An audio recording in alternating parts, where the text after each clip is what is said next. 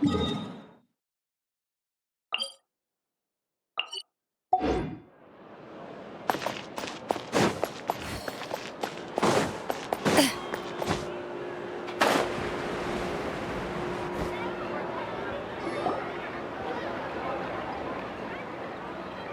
shop looks popular today. Wonder what the occasion is.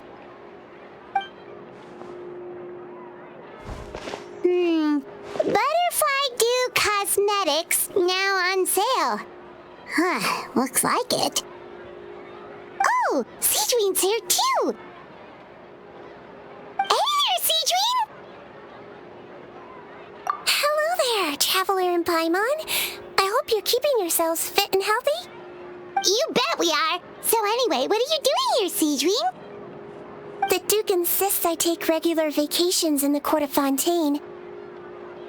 This one just so happened to coincide with a promotion for a new skincare product, so I came over to take a look. I like to keep up with the latest industry developments when I can, to help me with my magazine articles. Wait, you write? For a magazine? Which one? It's called Beautés en Fleur, and it's run by the Fontaine Beauty Association. I've done lots of articles about skincare for them, using the pen name Maritime Flower.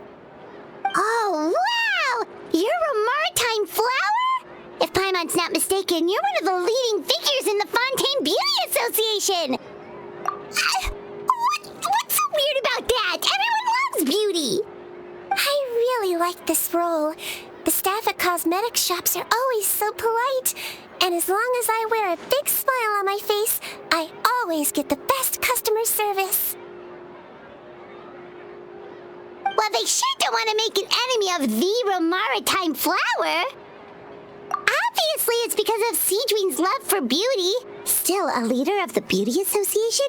That's incredible. The truth is, I study this field because I cherish my own appearance. It has nothing to do with being beautiful or not. Oh, the words of a master beautician defy comprehension! Not really. Actually, Melusine aesthetics are very different from human ones. We don't view humans based on their appearance. If I had to describe our approach, I'd say it's based on cuteness. Oh! Really? Yep. Still, I really value my current appearance, and in the process of taking care of it, I've ended up learning quite a lot about skincare and stuff.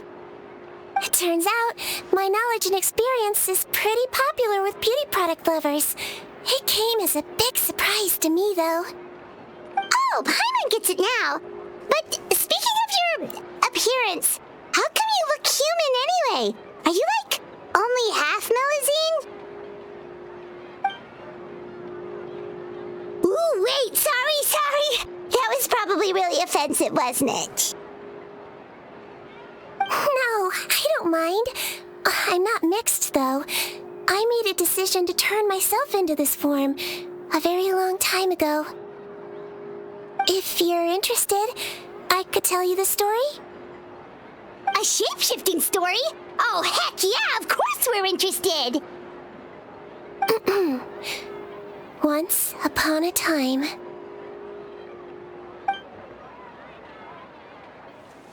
Long ago, humans rejected Melusines, and Melusines feared humans. There was one Melusine who became fascinated with human medicine, but no human wanted her help. And there was one girl who liked Melusines, so no humans would make friends with her. So the Melusine became the girl's friend, and the girl became the Melusine's patient. Your checkup's all done. You're still in perfect health. Thank you, Dr. Melusine. In this game of doctor and patient, a friendship was born.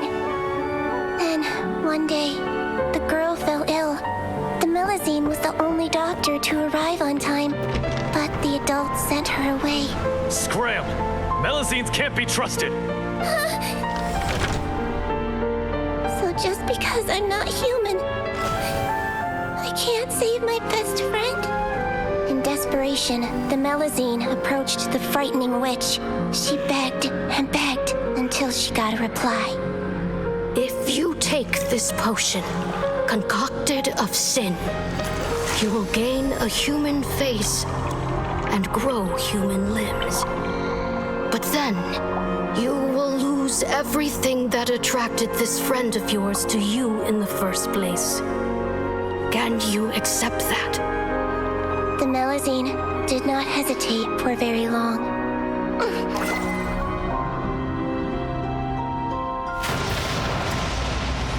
On a rainy night, a little doctor knocked on the girl's door.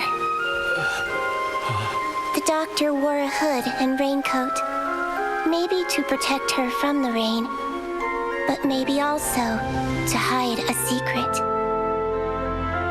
The little doctor held the girl's hand and treated her illness, just as she had so many times before.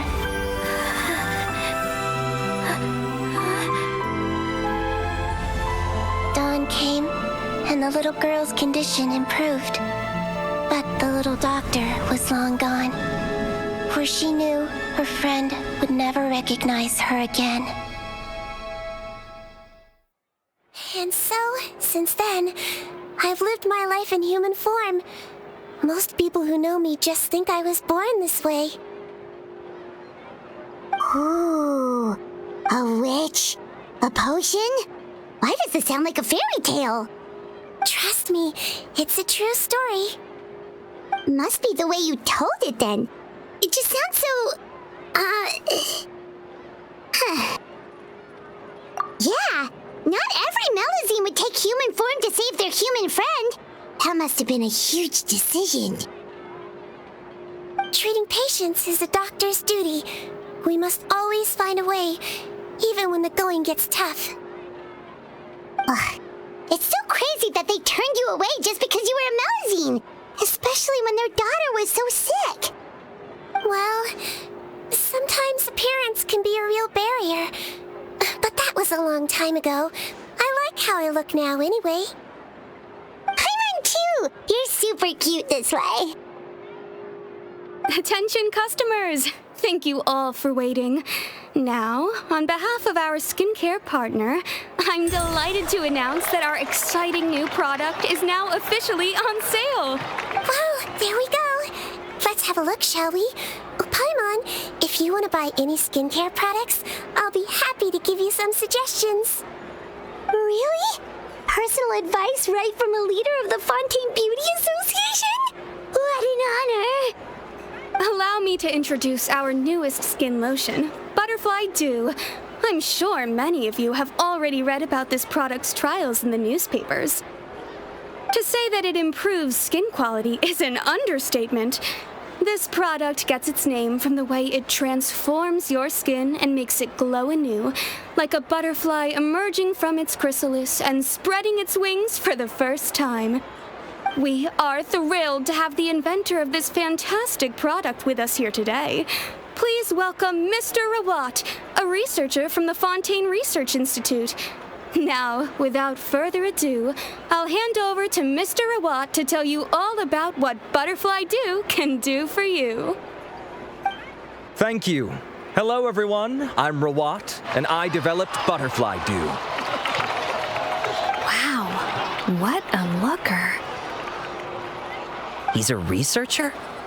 Wow, he's really challenging the stereotype. It seems that everyone is surprised by my entrance. Or should I say, my appearance. I'm well aware that researchers are generally better known for their brains than their dashing good looks. In that regard, I do believe I break the mold somewhat. Of course, appearance is a skin-deep way of defining a person. And yet one's appearance can be a very real set of shackles, holding a person back in their life. It can rob a young person of their self-confidence when applying for a job, dissuade a young lady from approaching the one she loves. Our actions are at the mercy of our appearance, and we slowly become the very person that the outside world sees us as. But what if I told you that those shackles can be broken? If our appearance prevents us from changing, then let us first change our appearance itself. Wash away moles, birthmarks, and wrinkles, and they can no longer rob us of our confidence. Replace them with luster and radiance, and we shall never again hang our heads in shame. That is why Butterfly Dew exists. Its mission is to allow us to shed our pupae, undergo a complete metamorphosis, and embrace a new life. Well, whether it actually works or not, after that speech, Paimon's already sold. Mr. Rawat, could I ask if you've used this product yourself? Of course, I tried it many times while I was testing it. You can consider me a product ambassador. Wow, then it's sure to work. Still, I don't expect to convince you just by blowing my own trumpet. So, could I get a volunteer from the audience to try it out? Oh, Paimon volunteers!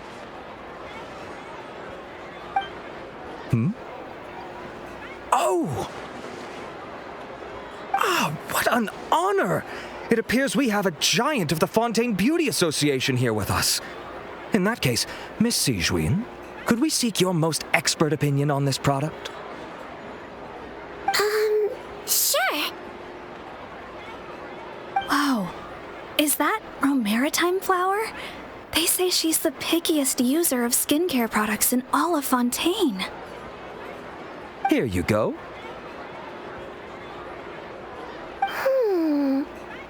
Well, it's very kind to the skin, and the absorption rate is high. Even for Fontaine, this is a first-rate product. Wow, now that's high praise. I'll take one. Any discounts? All right. Well, all that remains for me to say is, Butterfly Dew is now on sale!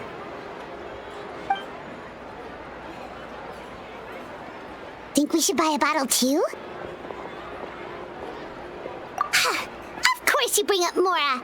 Fine, Paimon will pay out of her own pocket and even share it with you. There, does that sound fair? And if you're worried about whether it's the right product for you, well, luckily for us, Sigewinne's here, so we can get an expert consultation.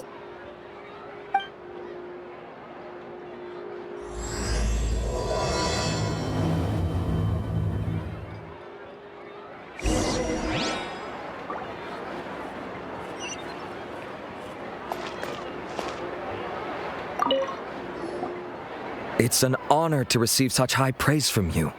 To be honest, I was also hoping you might be able to point out some flaws in the product so I can keep improving it. With most skincare products, the pros and cons only become apparent with long-term use. Oh yeah, this one has instant benefits, improving skin quality without any obvious side effects. It's one of a kind. Don't worry though, I plan to keep using it, and I'll publish regular reviews in Beautés en Fleur. You can read my thoughts there. All you need to do is subscribe. Oh, I was hoping for a more casual conversation, but you are a beauty association leader after all. I understand if you want to keep this professional.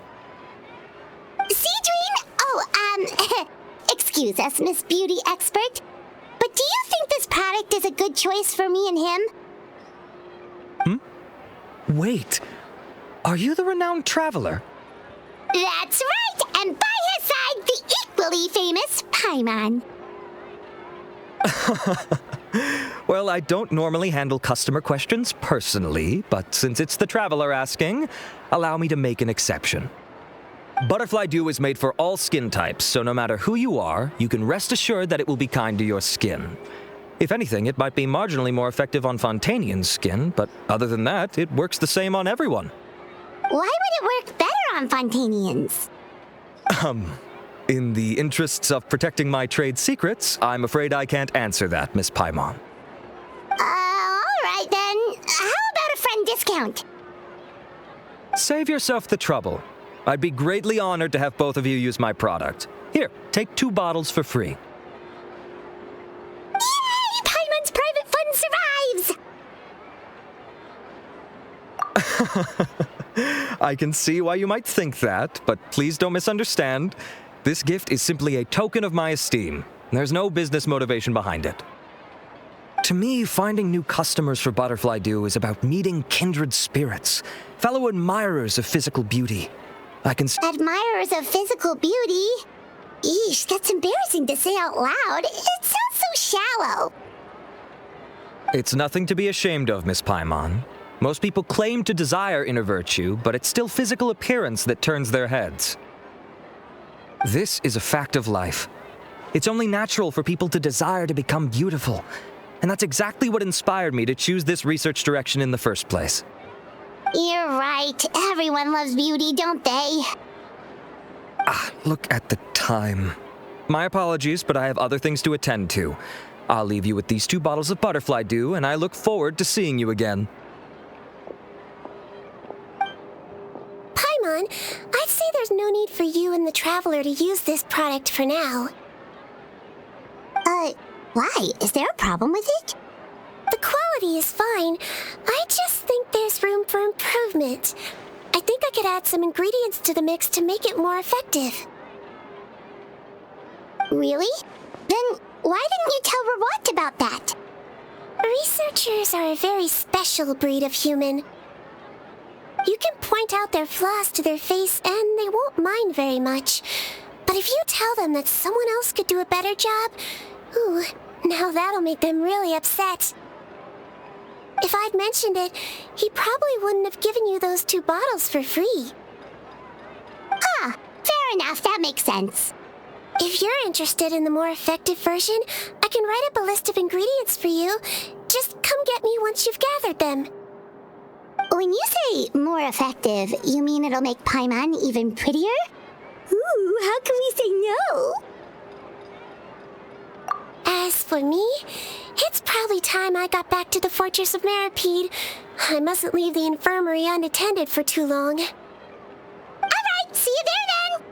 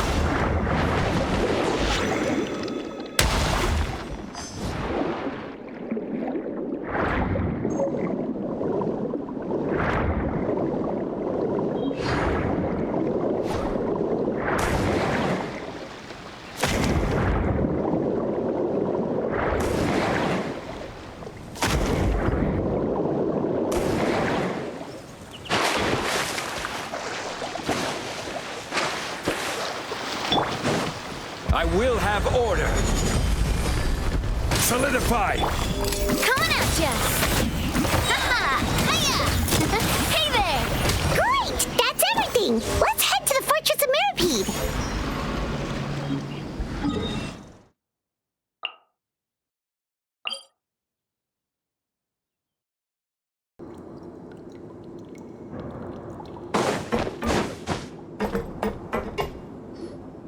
Whoa! The infirmary is packed! Please, you have to believe me. I saw it with my own eyes last night. Another me! He looked exactly like me. Got it? Okay. I've written down everything you told me. Now, I have a few tests to run. Take a deep breath, and don't worry. It's nothing to be nervous about. First, which finger am I holding up? Your index finger, but I'm telling you, my mental state is fine. I'm not crazy. Very good. Now, on to the next. Hey there! Your Grace, it's been a while, huh? Ah, it's you two. Indeed it has. I would offer you some tea, but I'm afraid the timing is unfortunate. Duty calls. No worries. Actually, we were looking for Sigewinne. Do you, know what all of this is about? This inmate came running to the guards in a panic, claiming to have seen his exact doppelganger. A doppelganger? Doesn't that just mean someone else kinda looks like him? And that's what I thought when the report first reached my desk. But we've inspected our records. No one even vaguely resembles him. Considering how certain he is of what he saw, I can only surmise that he's having some mental issues. So I brought him for a medical evaluation. All right, very good. Take a sip of water and rest for a bit. Evaluation complete. I couldn't find any symptoms pointing to a physical condition. I see. So do you still believe there's more likely to be an issue with his mind than his body? I have to assume so for now.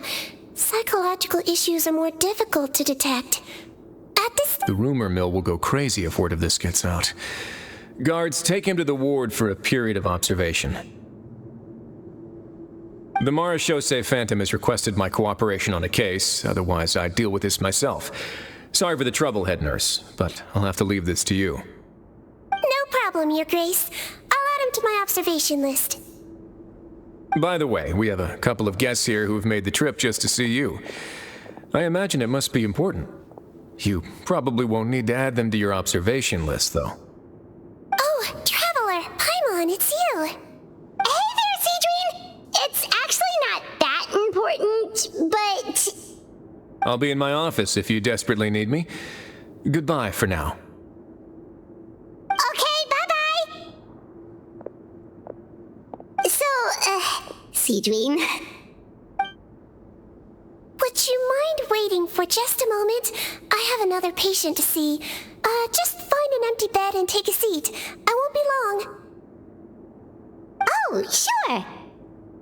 Sigewinne, we've brought him. And he seems to have taken a turn for the worse again. Okay, don't panic. Let's start by sitting him down here. Paimon had no idea how busy it can get for Sigewinne. Maybe now's not the time to ask for her help with skincare. Good point. Besides, it might actually be interesting to observe her at work. Well, this could hurt, so I suggest you take a deep breath first. Did his face melt? What happened to him? It's anyone's guess. His face melted off shortly after arriving at the fortress. But since he's a serious offender, he can't be allowed out for medical treatment. Best we can do for now is ask the head nurse to give him something to manage the symptoms. Oh, this is gonna be awkward. We still need to bring him to the Marechaussee Phantom for questioning. What if he scares them half to death? Will that be our fault?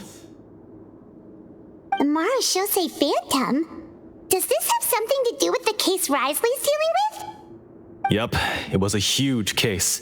They bagged a few dozen crooks in one fell swoop. And this guy's the baddest apple of the bunch. He harmed countless people. And now, it looks like it's all finally catching up with him. You done gawking? Not yet. I need to check the severity of your ulcers to decide the right dosage. Don't worry. We Melusines have a very different sense of aesthetics from humans. To me, he just looked like a little kitty with slightly scruffy fur, but still just as cute. Don't patronize me. Do I look like a kid to you? Just give me the meds and let me out of here. I already missed my cell. Hey, lose the attitude. You dare talk back to our head nurse like that again? Your days are numbered. Oh, it's fine. Okay, I'm going to apply the medication now. Tell me if it hurts, all right? Look how nice Sigewinne's being. And he still talks to her like that? What a nasty piece of work. Can I leave now? Wow, not a peep. What a brave little guy. Thank you, Sigewinne. And I apologize for the trouble. So, Traveler, Paimon, did you bring the ingredients? We did, but we don't want to interfere or anything. You're busy saving lives here. Oh, don't be silly. I agreed to it, didn't I? Just hand me the ingredients, and I'll make some time to whip it into the improved version for you. Take a rest here if you want, Or, if you're not tired, I hear they're holding a new pancreation tournament in the administration area. Or alternatively, is there anything we could help you with, Sigewinne? That's right! Let us help you out! It's the least we could do! Good point. Kind-hearted humans start to develop guilt if they accept free help from others. Don't worry, I'll take a look at my schedule. I'm sure I can find something to treat this condition. I gotta warn you though, it'll be tiring work. So I suggest you take a break first, then come back and see me when you're ready.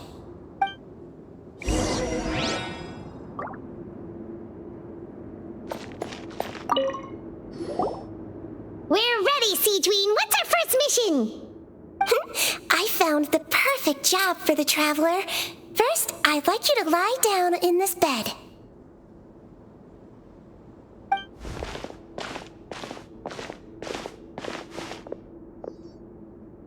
What for?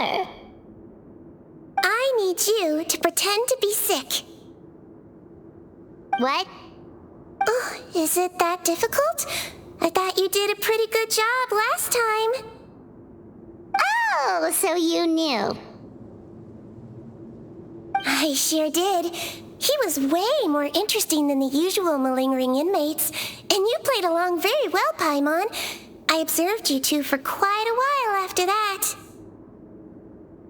Well, this is awkward. But why do you need us to do it again now? No time to explain. My next patient will be here any second. Oh, please, just do as I say. You can, pretend like you've got a nasty headache, and throw in some dry heaving for good measure. Okay.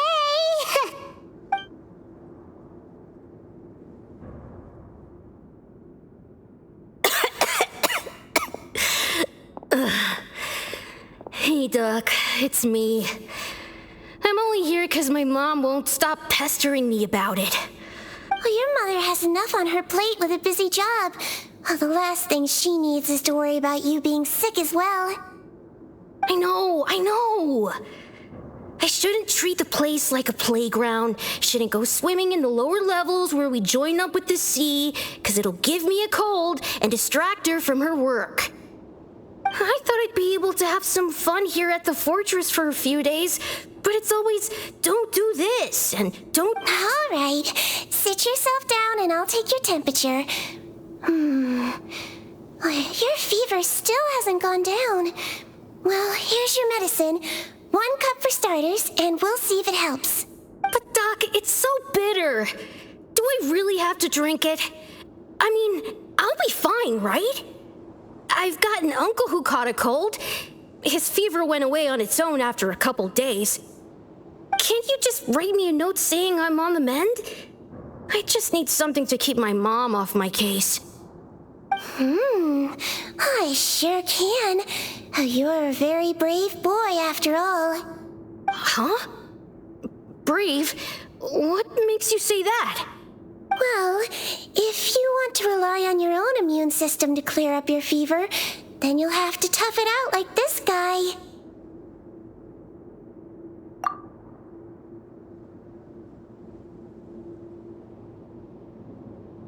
Hang in there, traveler. Are you gonna puke? Paimon can get you a paper bag. Huh?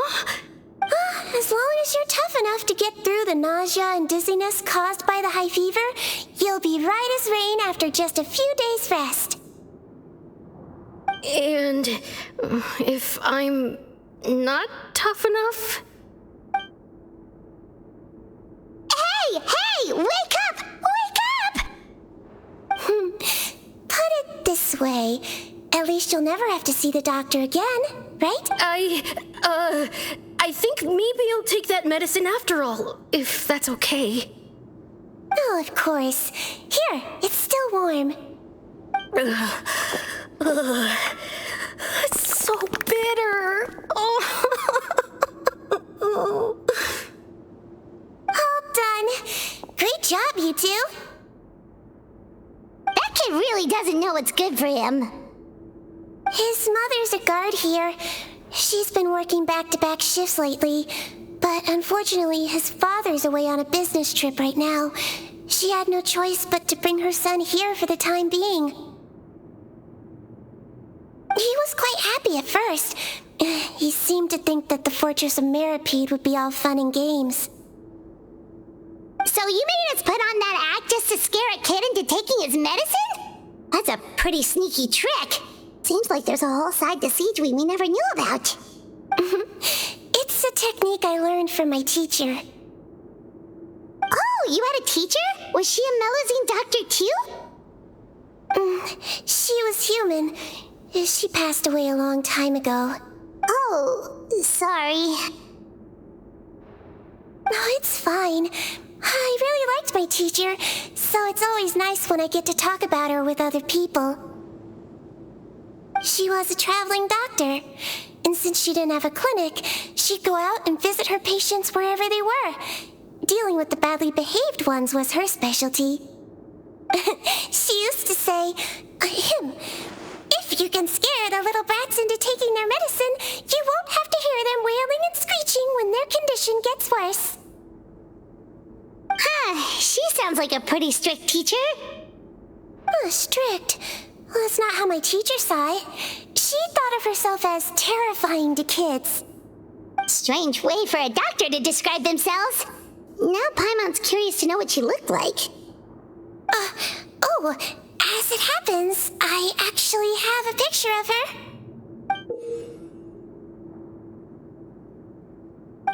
Oh, wow, yeah, okay, that'll terrify the kids.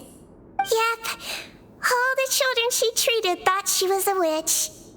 Why does it almost sound like you're envious of her? Oh, because I am. If she was here, all the children would take their medicine without any need for tricks. A doctor who looks like a witch. True, they wouldn't dare try anything funny with her around. Oh, me, on the other hand, it's hopeless. Children aren't afraid of me at all. That's actually a good thing, you know? Oh, my next patient should be arriving now. Would you mind lending me a hand again? Sure thing! On to the next mission.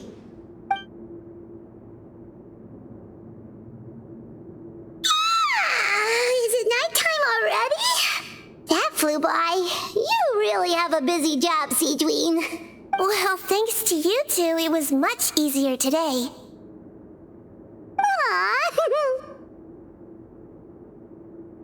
Should we get some rest? It's getting pretty late. Oh, there is one last thing. I have to keep it confidential, so I usually leave it till after everyone's clocked out. Confidential? Are you sure you can tell us? Oh, it's fine. You're not living here anymore, so it's okay if you know. All it is I have to prepare some ingredients to make healthy meals with. Wait, you mean those healthy meals? My patients refuse to eat any healthy meals I prepare in front of them, so I have to prep the ingredients in secret, then let the chef at the Coupon cafeteria handle the rest. Considering even the chef's version makes people uneasy, it really makes you wonder what's in it. You want to find out? I can teach you how to make it.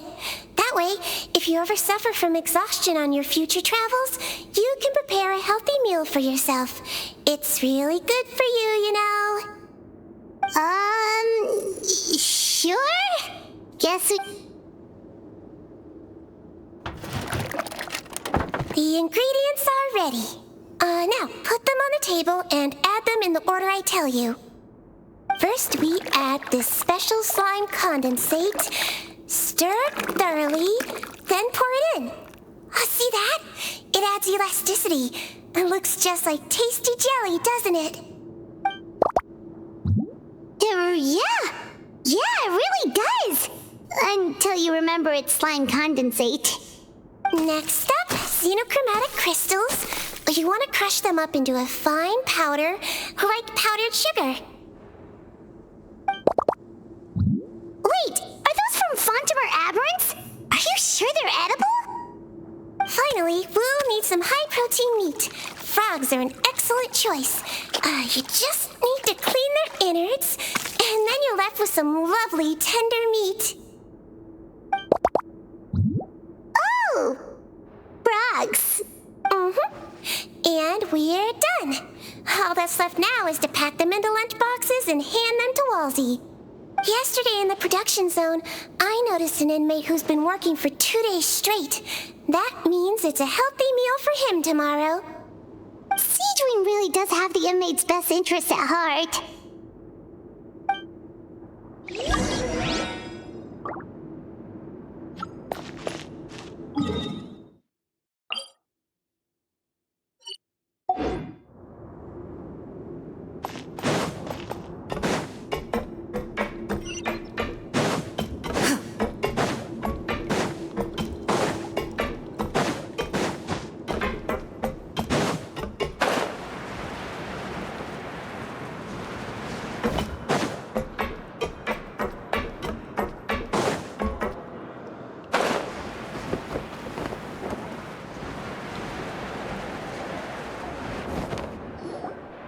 Ah, head nurse. Got some extras for me? Just the one today. The serial number's on the lid. Sounds good. I'll make sure it gets delivered. Sounds like they're talking in code. Thanks for your help. Oh, it's no trouble at all. I only wish I could do more. You work so hard for all our sakes. I'd happily lose a little sleep if it meant helping you out. That won't do. If you reduce your sleeping hours any further, your health will start to suffer. All right. Nurse's orders. I'll do as I'm told. But you take care of yourself too.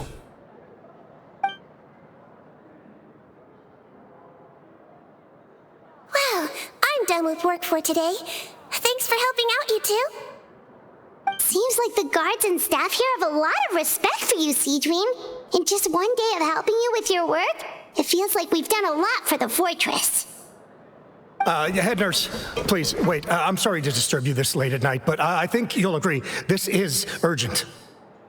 Okay, just relax and catch your breath. What's the matter? The guard at the observation ward, Odilon, he told me to pass on a message to you. One of the inmates there, the guy suffering from possible hallucinations, well, he seems to have made a sudden recovery, and now he wants to apply for permission to leave the ward. Already? You were right to tell me. I'll have to examine him and make sure he's well before we discharge him. Looks like we've got one job as medical assistants left. We'll come with you.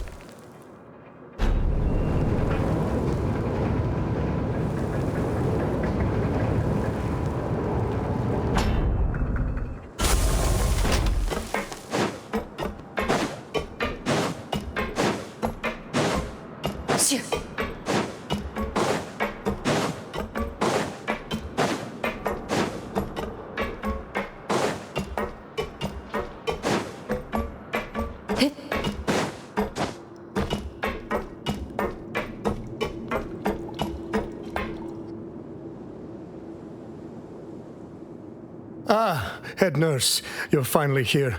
I'm so sorry for all the trouble I've caused you, but I believe I've now made a full recovery. After giving it some thought, I'm sure that I was probably just seeing things. Stress-related, I imagine. I'd been working long hours, so I definitely wasn't in the best state of mind. I totally understand. Still, I have to give you an examination before I can discharge you, okay? So, take a deep breath and don't be nervous. It'll be the exact same procedure as we did this morning. Again, so sorry. I was in such a state this morning, I barely recall anything. Would you mind taking me through it again? Oh, not at all. It's a lot to remember. First up, we have a little cognitive test. Just concentrate and you'll be fine. to start with, which finger am I holding up? Your pinky.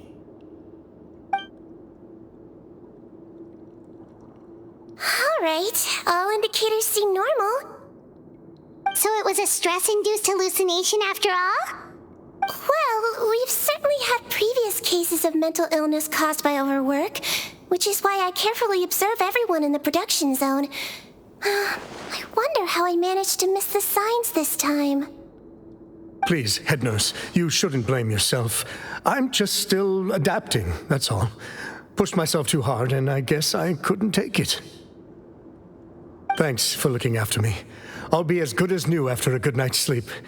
And if you can give me the okay, I know I'll sleep better back in my good old dorm.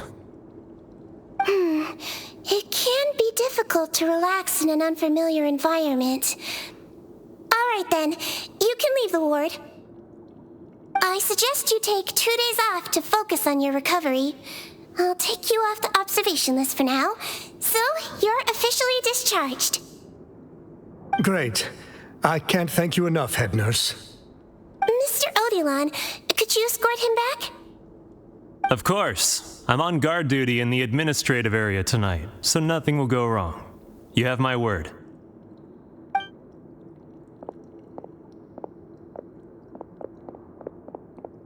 Guess you're finally done for the day now, huh? Yep. But I still haven't gotten around to making that improved lotion for you yet. Oh, no rush! Seriously, it's super late now. You should go get some rest too. Well, tomorrow it is then. Good night, Traveler. Good night, Paimon. Hope you sleep well. Oh, don't you worry. We will. After a productive day of work, we're both gonna sleep like a log. Yeah, sleep tight, Sigewinne. See you tomorrow.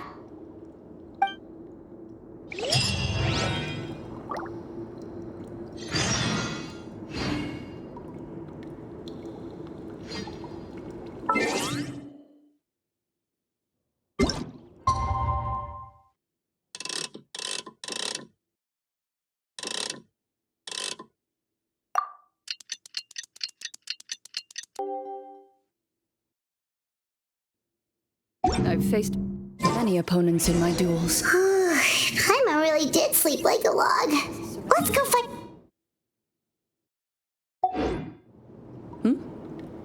No, I have never lost a duel.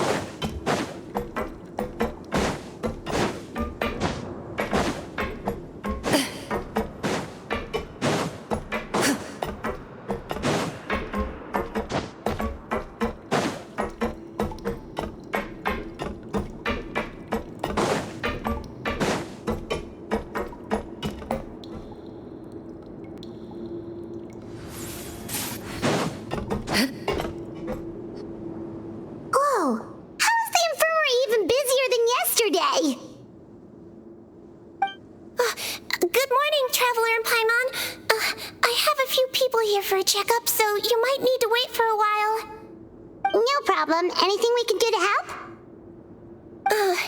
There's a bit of a complicated situation here. I'm still getting to the bottom of it myself. You have to believe me. I'm telling the truth. You're in a medical facility. Keep it down. Please, listen to me. I'm not Gascon. I'm Uy. You're a horrible liar, you know that? We get all your mugshots with the arrest warrants. It's clear as day that you're Gascon. You mean because of the way I look? I don't know what happened. I just woke up like this. Then you guys dragged me in here for an interrogation. I brought you here to figure out what's going on.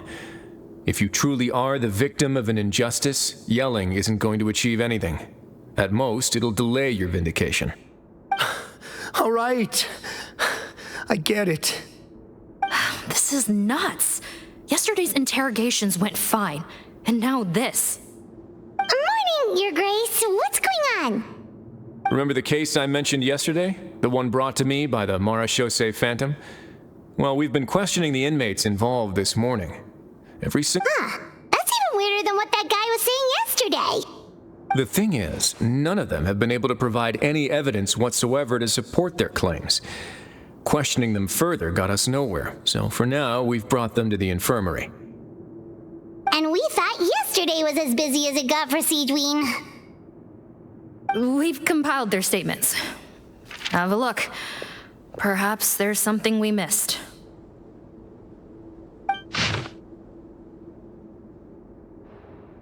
Wait. Release? Interesting. The inmates they spoke of in their statements appear to all be due for release today. I noticed that too. If that's their plan, they're underestimating us a little. Every serious offender claims that there's someone else who just so happens to be due for release today. All the more reason to be cautious. Lumberzar, check the release list for today and make sure no one gets processed. We're gonna need an excuse, though. Just say we're out of forms, and that we're furiously printing more as we speak.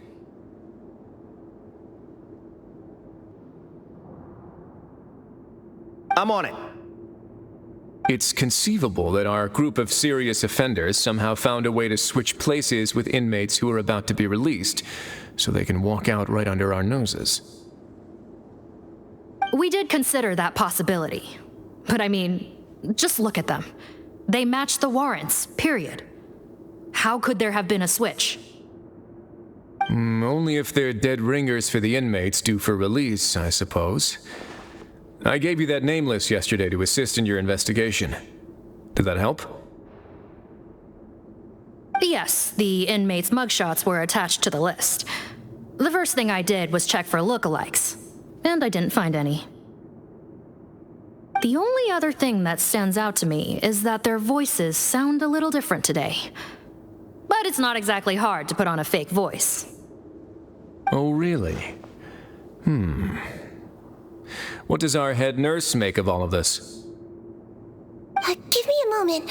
I think I have a way to confirm whether there's been a switch. I know, it's not time to change your dressing yet, but please bear with me.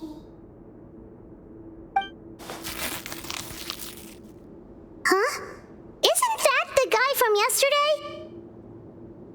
This should be Honoré. He has very severe facial ulcers, which require an operation in the hospital at the Corte de Fontaine. I authorized him to leave the fortress for medical treatment under guarded escort. Yes, like I told you. I'm not Putton. I'm Honoré. So there has been a swap. Well, I can see what happened in Potton's case, but how do you explain the other inmates? You're not telling me their souls switched bodies, are you? No, I believe it was their faces that got switched. The method is a bit like replacing a tooth.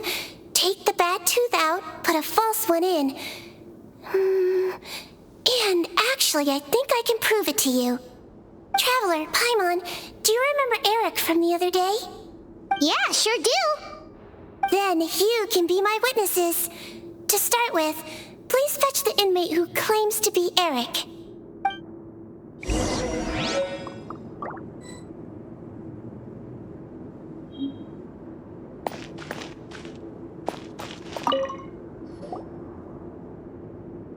So, you're Eric? Yes, head nurse. It's me. You do believe me, right? I need to do another examination on you. Same procedure as yesterday. All right. It's the cognition test first, right? So I need to concentrate. Now, try to recall if you can. The last time we did this test, which finger did I hold up? I believe it was your index finger. But that means... Huh? So basically, last night, the Eric who said he saw another him suddenly recovered and applied to leave the observation ward. Sigewinne did another test before letting him leave, but that time, she held up her pinky finger. Huh? I don't know about any tests last night. There was nothing to do in the observation ward, so I went straight to bed. Then I somehow woke up in a high-security cell. Well, in that case, there is a reasonable explanation for the strange events of the past 2 days. So, what exactly happened? The gang of serious offenders wanted to break out of prison, so they identified a group of scapegoats, namely inmates whose terms were almost up, and planned to switch appearances with them. Last night, when Odilon was on duty, they ambushed him and had one of their groups switch appearances with him using their face-swapping method. That allowed them to avoid scrutiny from the other guards. Then, once all the other inmates were asleep, Odilon spent his night shift carrying out the remainder of their switcheroo plan. However, they made one mistake. Henri changed his appearance to match Eric's earlier than he should have done, and ended up being spotted by the real Eric. Real Eric came to the guards for help, but we didn't know then what we know now, so we put it down to hallucination and sent him to the observation ward. However, since one of the gang members was posing as a guard, they simply changed real Eric's appearance and had their Eric take his place, muddying the waters even further. Right, because I put Eric on the observation list by then, and no inmates on that list can be processed for departure until I've discharged them. Hence why the imposters had to pull that little stunt to get fake Eric off the list. Yeah, it all makes sense now. The Duke cracked the case. Well, I can't fault the reasoning, but I'm afraid that we ruled out the possibility of face switching very early on in this process. Criminals altering their facial appearance to commit crimes is nothing new. In fact, one of the explicit duties of the Melusines in the Marechaussee Phantom is to identify criminals in disguise. We carefully examined all the suspects, and there is no evidence that any means of disguise were used in this case. Huh. Well then, how do we explain all this? So far, it seems more likely that the gang stole documentation belonging to the inmates due for release, and are using that to commit identity fraud. Actually, there is a potion that can completely change someone's appearance. If they use that, even a Melusine wouldn't be able to detect it. A shape-shifting potion? Forgive me, head nurse, but this is the first time I'm hearing about it. If such a potion truly existed, it would jeopardize our entire investigative process at the Marechaussee Phantom. Are you certain of this? Yes, I am. But... Please, trust me in my professional opinion as an experienced clinician. At the same time, without any solid evidence, it's pure speculation. If we can round up all the inmates suspected of switching places, then have a little talk with both sides, we might just get our answer. Yep, let's do that. Okay. Well, it was our negligence that meant we had to come and conduct these post-internment interrogations. And I know it's put you out. We'll do it your way. Your Grace, bad news. I paused the releases like you asked, but we were too late. A bunch of people already got processed 2 hours ago. I checked the list, and sure enough, it's all the people who gave statements. 2 hours ago? That's before today's interrogations began. They had this all planned out. So there really was a switch after all. They really pulled the wool over our eyes on this one. We should be able to catch up with them if we leave now, right? Not if that potion is real. They can just switch faces again after leaving the fortress. And if the Marechaussee's Melusines can't even spot them, we wouldn't know where to start searching. Yikes! So we're at a complete dead end!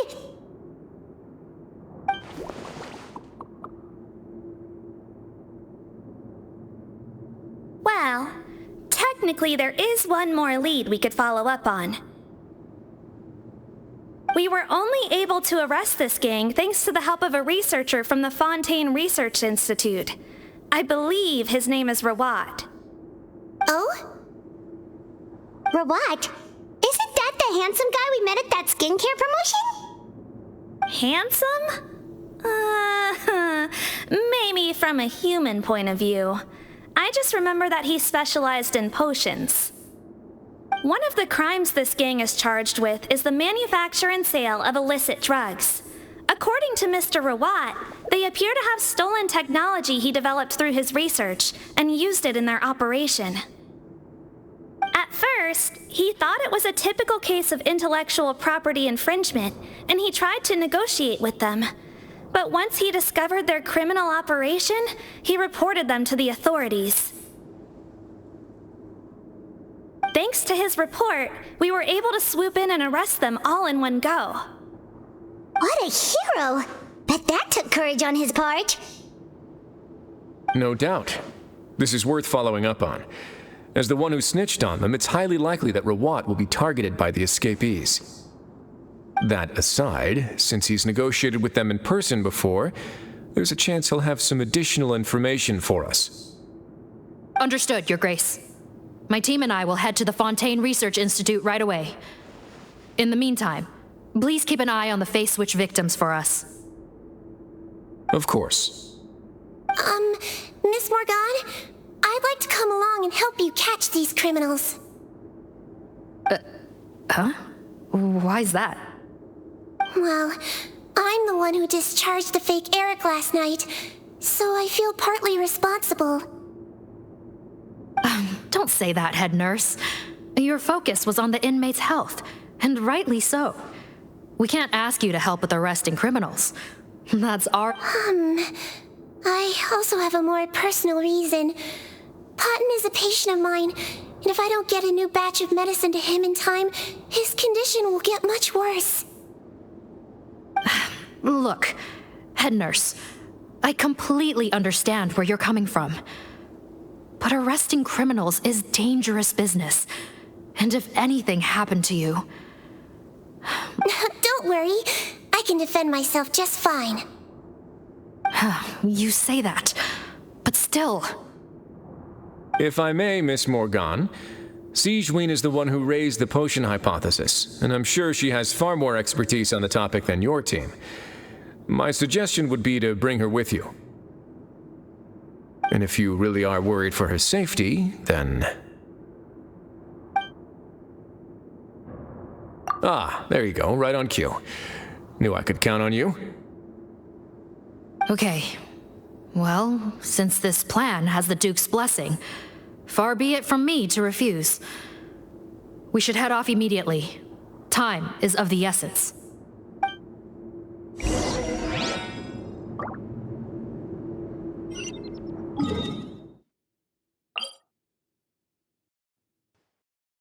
The battle between wind and rain appears to have reached its end. Greetings. Sorry to impose, but I'm afraid we're here on urgent business. And we're going to... The Maréchaussée Phantom. Let me guess, you're investigating some more illegal research? Not this time, no. We're looking for a researcher. Do you know where we might find Mr. Rawat? Rawat. Oh yeah, Mr. Handsome, right? He actually doesn't work on site here very often. There's a handful of researchers in the nearby area who know him pretty well, though. You can see what they know. Just a handful? Paimon figured he'd be the most popular guy around. Well, I guess you could say he's popular, at least on a superficial level. He's blessed with good looks, so he tends to make a good first impression on people. But in all his time here at the Fontaine Research Institute, I don't think he's ever had a single deep conversation about his research with his peers. That's no way to make real friends around here.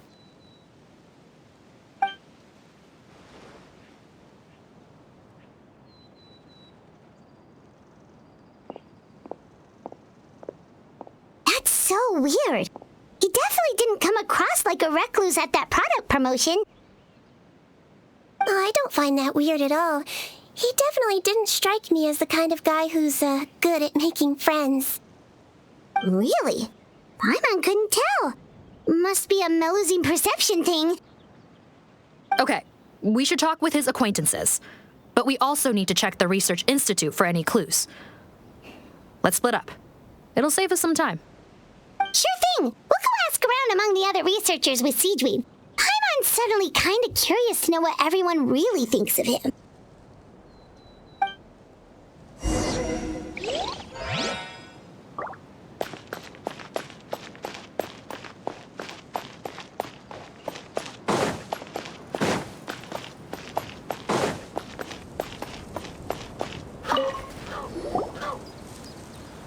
Excuse us, are you Audrey? That's me. What is it? Are you close friends with Rawat? We're trying to find out where he is. Close friends? You mean because I told him I had feelings for him once? I doubt I'm the first or last at the Institute to make that mistake. Why, I should have known, really. Men like him, they just enjoy being surrounded by fawning women. They're not interested in a serious relationship. Okay. We were just kind of wondering if you might know where we can find him. Why would I know where he's at? I barely know him, and he probably doesn't even remember me. Ugh, this is getting annoying. Shall we go ask someone else?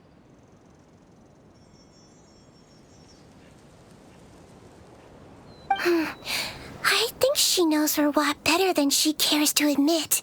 If we leave now, it might be a wasted opportunity. Maybe, but we're not going to get much out of her while she's in this state, are we? She's displaying symptoms common among people in love, if that's what you mean. But I know a cure. It's curable? Oh, we're still no closer to finding Mr. Rawat. Oh, by this point, he could be in grave danger. Danger? Wait, why are you looking for him again? Oh, that's right, yeah! The Marechaussee Phantom said that he's been targeted by some pretty bad people. We need to make sure he's safe. What? How has this happened? He seemed fine when I last saw him, and that was only a couple of days ago. Just happened to run into him, of course. Oh, I see. Well, do you have any thoughts on where he might be right now? Okay, but this is purely out of concern for his safety. If he's not at the Institute, he might be at his mother's place. I heard she raised him alone, that they had it pretty tough financially, and these days she's housebound due to illness. He makes regular trips back home to check on her. Oh, okay. Do you know the address? Nope, sorry. I only found out the thing about his mother because it came up in conversation once. I was just trying to find out more about him, so I could get to know him better. When I told him I had a crush on him, I offered to help him take care of his mother. And yeah, maybe that was a stupid idea, but did he really have to yell at me for it? It's like, fine, I can take no for an answer, but what's with the temper tantrum? Unbelievable. These guys only want to show you their charming, well-groomed exterior. They can't stand it when a few home truths shine through. Looks like her love syndrome is flaring up again. We need to find out Mr. Rawat's mother's address. Let's check with the Marechaussee officers when we regroup. Cool, sounds like a plan.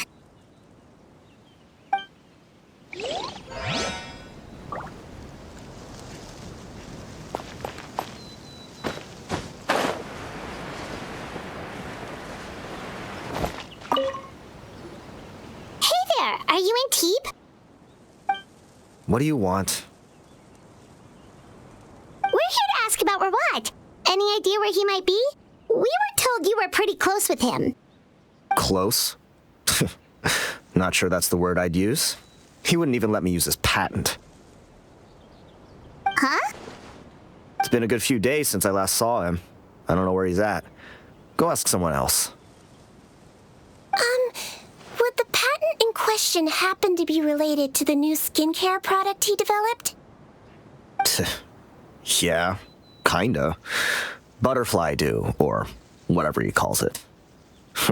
Okay, now we're getting somewhere. Keep going. Most of the other researchers here focus on mechanics, energy, stuff like that. I get why he wouldn't be interested in having anything to do with them. But I'm studying coatings. There's a huge overlap in our areas of research. Why would he refuse to work with me? I bought his product once and noticed it contains a unique substance that might have applications in coatings too. If it worked out, I could probably make as much as he's making. Don't get me wrong. I had no intention of plagiarizing his work. I was hoping to get official permission to use his findings in my own research. Followed the proper procedure. It was all above board. I would have had to pay, but despite that, he turned me down not once, not twice, but 3 times. It's like he's vehemently opposed to the idea of anyone else making the kind of money he does. Huh, so is Rawat antisocial, or is this guy just jealous? Well, it doesn't look like we're gonna get any info about Rawat's whereabouts from him. Let's go. Wait, 1 second. Mr. Antibes, next time you go shopping, you should buy some Buell fruits. Peel the skin, steep in water, then drink. It'll help calm your mood. Huh?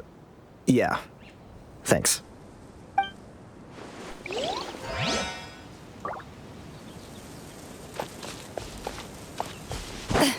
Shoo.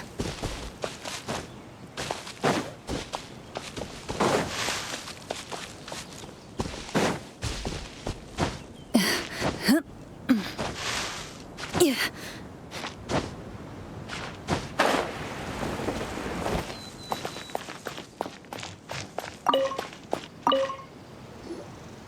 Sorry to bother you, sir, but are you Bertram? Who's asking?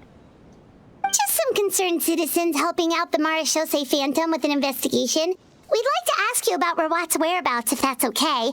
We're told the two of you are pretty close. Not anymore, we're not. Turns out we don't see eye to eye. Oh yeah? What happened? The thing about us researchers is, most of us do what we do for some sort of higher purpose. But not Rawat. All he cared about was how to commercialize his findings. He won't even let you work with him unless you sign a confidentiality agreement first. Also, he has better control over who gets which intellectual property rights. How are you supposed to get any meaningful research done working with a guy like that? Now that I've got my own technical solution for my compressor, I don't need to work with him anymore. So that's what Rawat is really like. We'd still like to know where to find him. Is that something you can help us with? Wait, Yeah, I know you. You're the head nurse at the Fortress of Meripede. All right, then I'm happy to help you if I can. I respect the work you do. Medicine serves the highest purpose of all the sciences.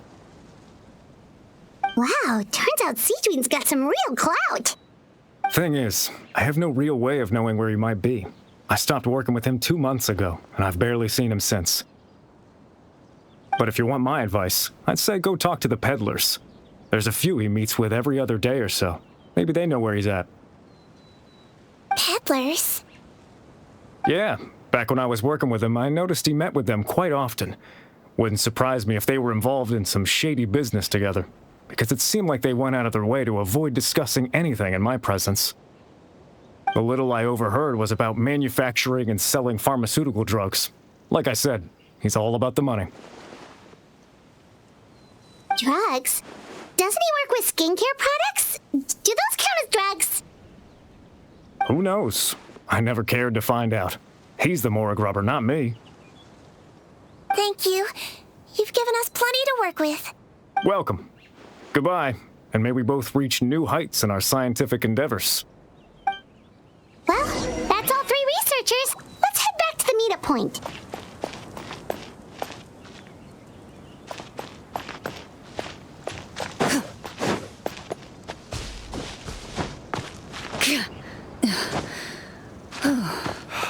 I'll be able to continue with my hydrology research.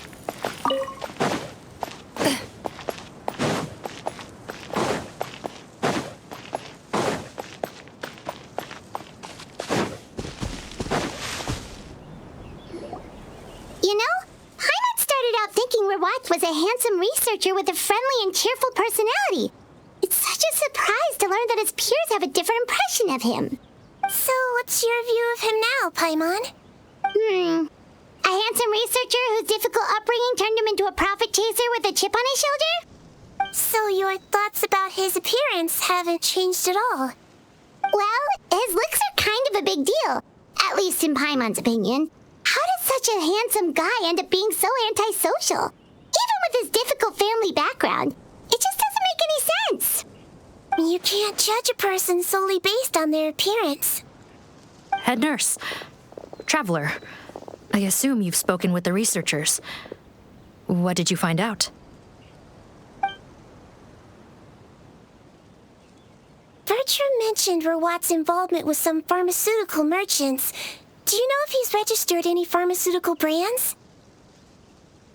Since he was a whistleblower on such a huge case, I ran a background check on him. I don't remember there being any brands under his name. How strange. If he was so focused on commercializing his research and averse to sharing his technology with others, why wouldn't he have registered his own brands? Maybe he and his business partners needed to avoid public scrutiny? You think he may have colluded with the gang? Well, the crime was manufacture and sale of drugs, and that would certainly be in his wheelhouse. We can't... Isn't that pretty unlikely, though? He was the one who blew the whistle on them! Most children who come to me with tooth decay have suffered pain for a long time already, but they'll still try to hide the fact that they eat too many sweets. Grown-ups and children aren't so different in that regard. If you say so. I saw him when he came to make his report, and I certainly didn't get the feeling that he was the type to collude with criminals. Perhaps it's more likely that they were coercing him. You mentioned that he comes from a poor family. So, it's possible that the criminals approached him asking for academic support, luring him in with the promise of riches. By the time he discovered who they really were, he was in too deep. They had leverage on him, so he was forced to keep working for them. I've seen it happen many times before. That does make a lot of sense. It would definitely explain why he was so unwilling to cooperate with his fellow researchers. No wonder he's so unsociable. He must be on edge all the time with a gang of crooks breathing down his neck. In that case, the situation could be worse than we thought. If Rawat was working with the escaped inmates, they're sure to know more about his whereabouts than us. Oh, there's a good chance they'll get to him before we do. Based on the information we've gathered so far, he was last seen 2 days ago. If no one's seen him since, maybe we're too late. 2 days ago? So he went missing right after that product promotion. That was the same day he reported the criminals, too. Not a good sign. Don't worry, everyone. I believe we still have a chance.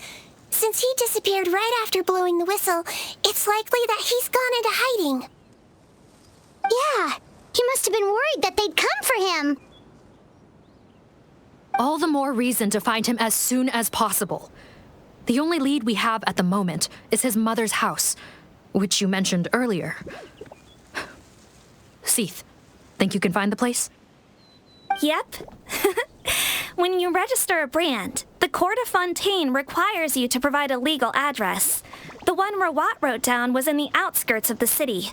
That should be the place. Okay, then there's no time to lose. Let's move.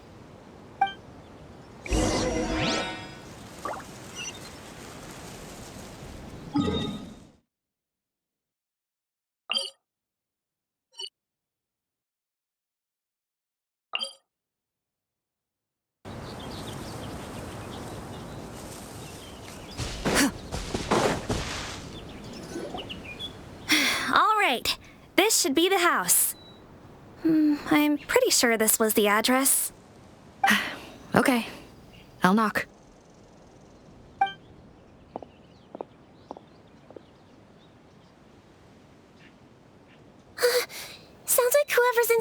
restricted mobility. Oh, it seems serious. Oh, what's the fastest way to get this door open? Break the door down? No, I'll handle it. Let the expert deal with it. There'll be a mountain of paperwork if we damage a citizen's property.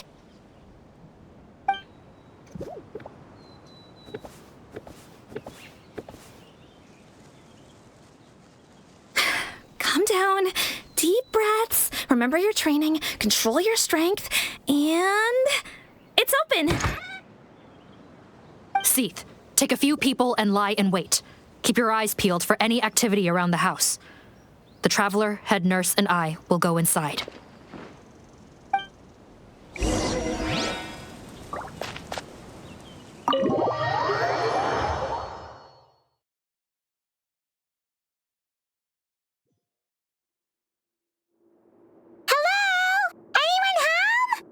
Oh, there.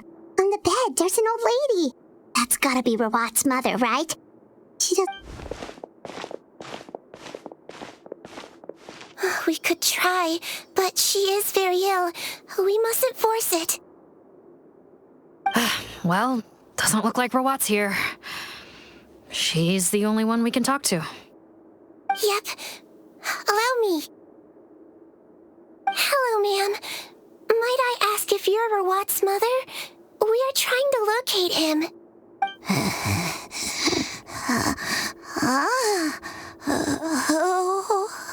Hard of hearing, perhaps. Does anyone have a picture of Rawat? I have one here. I'd like to show you a photo, ma'am. Is this your son? Do you know where he is?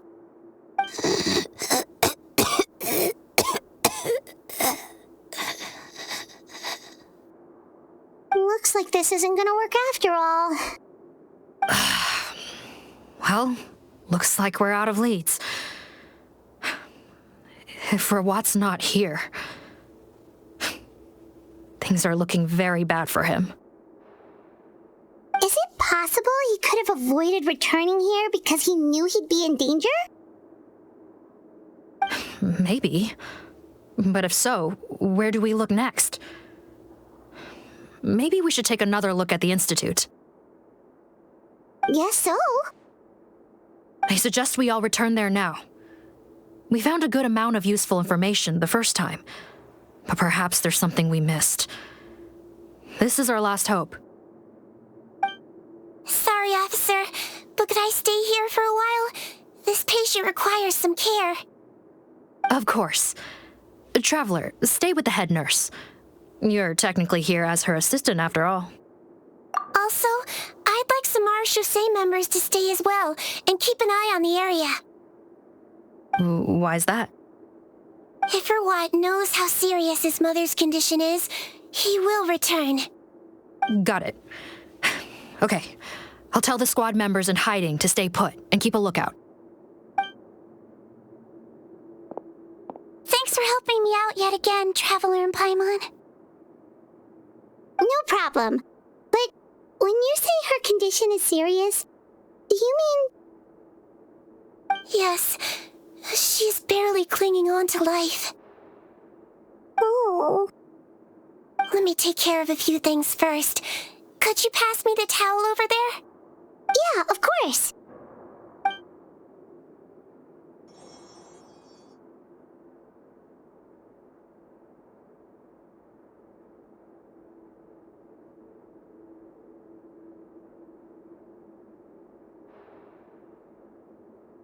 I can tell that her family has tried a lot of different treatment methods, including some very expensive medicines. Unfortunately, her condition is so multifaceted that a recovery looks all but impossible. Sigewinne, my mom bets being a nurse must be pretty tough at times like this. Yes, it makes me a little sad.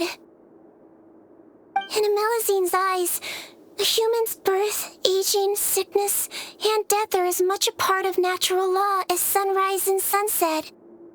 But human medicine can defy that law to some extent. In that sense, it is a science of miracles. That is why I became fascinated with it in the first place. But it was only after I truly became a doctor that I realized miracles don't always happen. Even the greatest doctors cannot cure all diseases. Sigewinne. Oh, don't worry about me, Paimon. A doctor's duty is not to cure all diseases, but to treat whatever ailments they can. At the very least, I can lower her fever. That way she'll suffer less, and she might even be able to see her son. Yeah. All the more reason to find Rawat as soon as possible, even if we don't catch those crooks. Oh, her fever is getting worse. Could I get some hot water? Sure, we're on the case.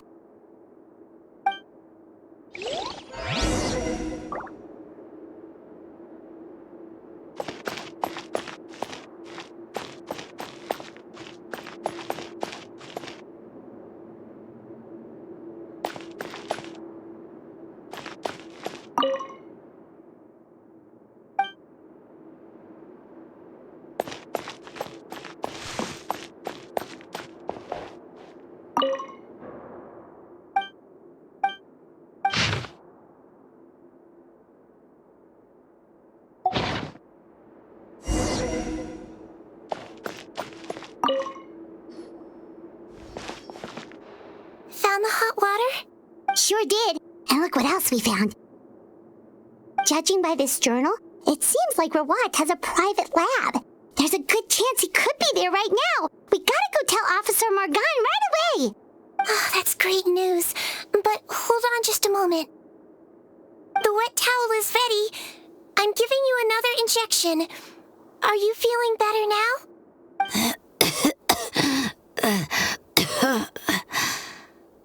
It's all right. We'll go bring him back. Please hang in there. Thank you.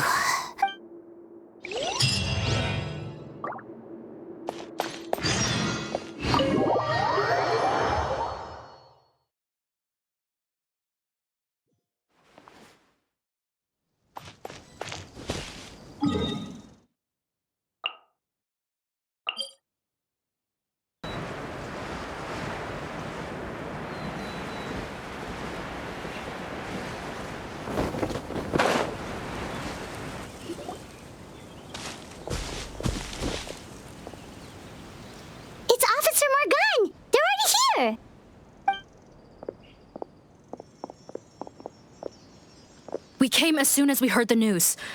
I can't believe we were so careless. The most crucial information of all was hiding right there, in that room. And we missed... Don't blame yourself. Right now, we need to focus on finding a way in. There's a mechanical door over here. Hopefully the instructions in Rawat's journal will help us open it.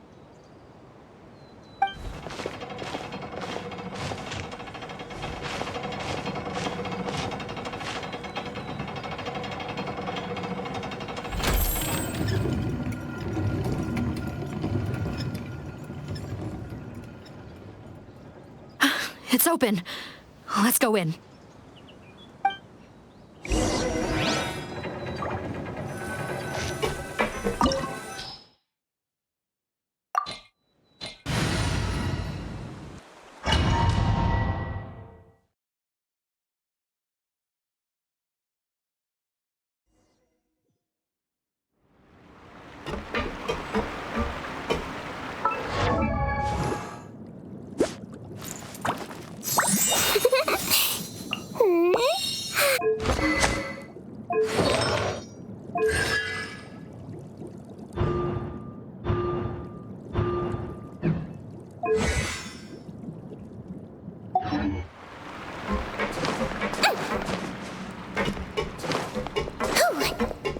How did they get in here? Captain, up ahead! Those look like our fugitives! So they found this place too? Don't let any of them escape!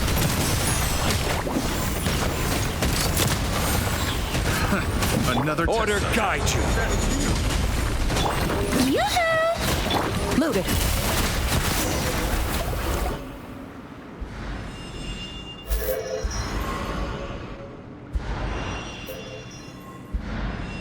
Captain, according to our list, many of the fugitives aren't accounted for. There may be others hiding deeper inside the facility. Ah, so these guys were just the lookout crew. The Marechaussee Phantom! How did they find this place? Wait, it's that guard from the fortress! That's right, I'm on your side. The Duke sent me. What's the matter? Some sort of mix-up? Mr. Odilon, didn't I tell you a few days ago that you need to stop all field work until you've recovered? Well, you know, gotta help His Grace out. Share the load. Officer Morgan, this man is an imposter. The real Mr. Odilon has no recent health issues. What? But Looks like the head nurse was right about the face-swapping method. Arrest them all! DuPont, stay here and keep guard. And watch the exit. If we're not back soon, call for reinforcements. Got it.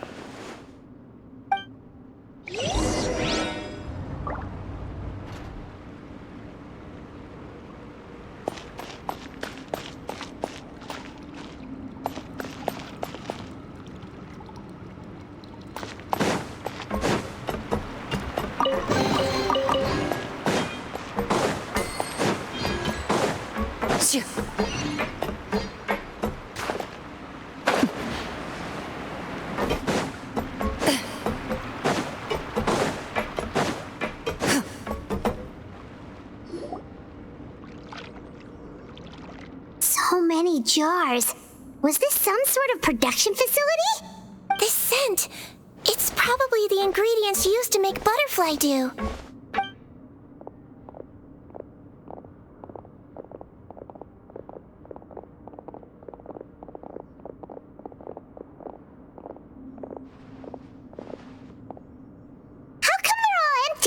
Did it sell so well that he ran out of supplies?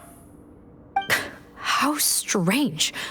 Why would Rawat choose to manufacture a popular product like that in such a difficult-to-reach location? Given our suspicion that he may have been coerced into the illegal drug trade, I would have thought that any production facility we find here would be used for illicit purposes. Perhaps butterfly dew is itself an illegal drug. Do you have any evidence for that claim? No, just a guess. We need to find Rawat as soon as possible. He has all the answers we need. Understood. Well, let's not linger here. Let's go. Come on.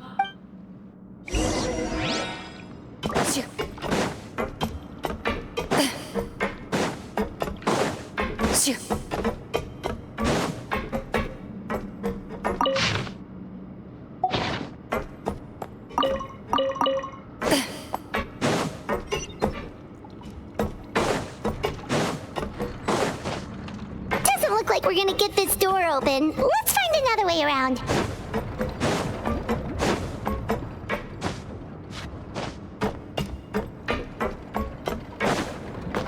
This one's closed too.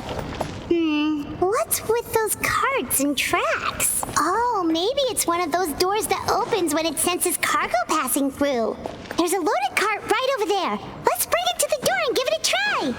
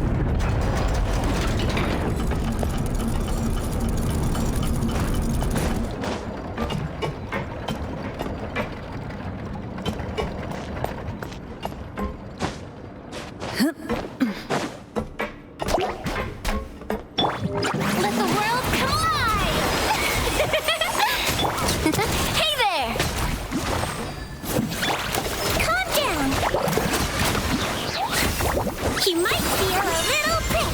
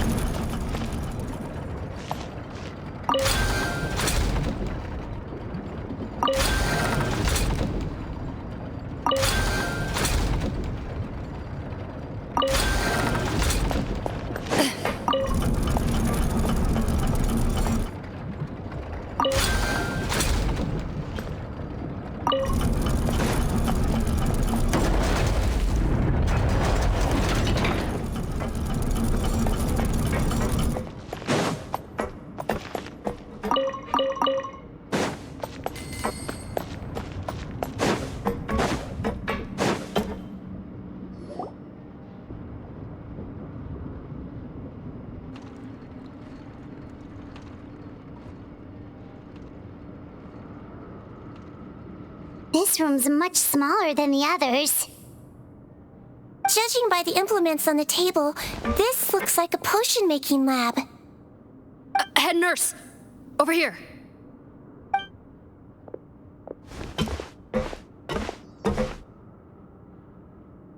Let's see. Huh? Rawat's clothes? Why would he change here? Perhaps they stripped him down, left the clothes behind, and disposed of him somewhere else? Yikes, Sigewinne, where did that come from? Oh, what a tragic way to go. Especially with such a bright future ahead of him.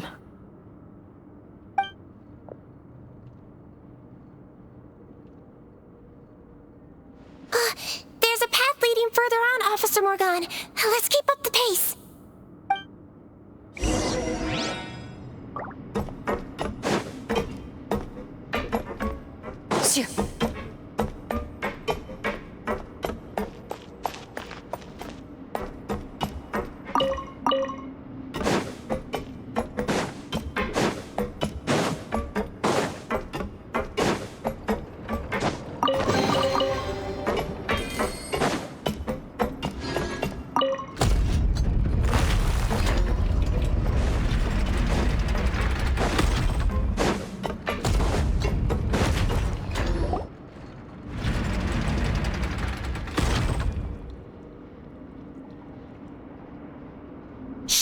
There's a whole bunch of people in there!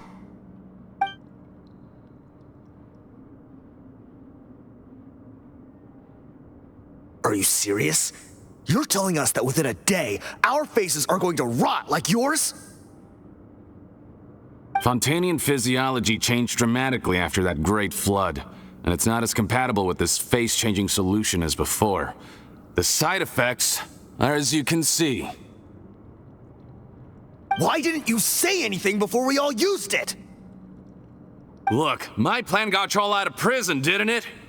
You'd have much bigger problems to worry about right now if the Marechaussee Phantom found out about your other crimes.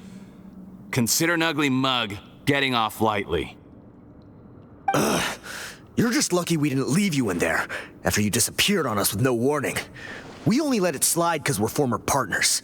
And now you have the gall to pull a stunt like this? Partners? Make no mistake, each of us is only looking out for himself. If you place too much trust in others, well, I'm afraid that's your problem. You hid things from me too. Remember how you each had a spare potion? You kept quiet about it until we planned the prison break? Oh, and you didn't have a secret spare? Then do you want to explain how you melted your face off before all this? Guys, that's enough. Calm down. It is what it is. Arguing won't change anything. What's the plan, Parton? I'm assuming you brought us here for a reason? There is no plan. We followed him here on the promise of more juice, but it turns out there ain't a drop here. Besides, what does it matter now anyway? He already said, even if we did get our hands on more of that stuff, switching faces again solves nothing. They're still gonna melt off eventually. I said enough arguing. Parton, tell us the plan. The most practical solution is to continue using the potion. Keep switching to a new face before the ulcers can start forming. Are you kidding me? This stuff was hard enough to get a hold of even when we had a supply. Now you're asking us to use it like skin lotion after the flood all but wiped the supply out? Well, there is another option. But you'll have to make a deal with me first. Okay, now we're talking. What's the deal? I have a document I took from that researcher that details how to make a replacement. Just give me one bottle of the undiluted fluid, and I'll get to work. What's the problem? I thought you always kept reserves. Or do you really just have one spare bottle each? What do you think? That we were shipping them into the fortress of Meripede by the basket load? Well then, say hello to never showing your marred faces in public again. Ugh, I've heard enough! Get him! Let's see if that document even exists! Freeze! Marechaussee Phantom! What? Who let them in? Officer Morgan, before anything else, please find out Rawat's status. Rawat?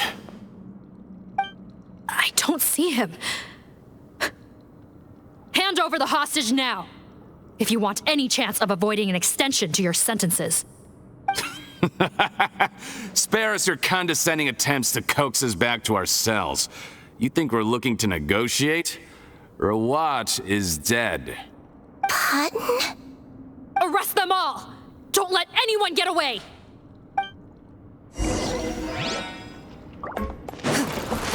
I will have order. Into the shadows.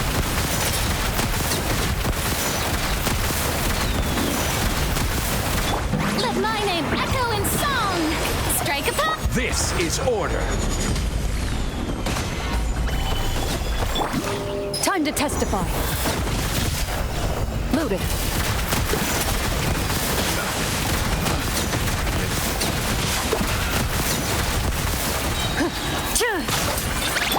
Don't be nervous. Just relax. Go! Hit! Let the world collide! Where evil lurks, shoot on sight. Into the shadows.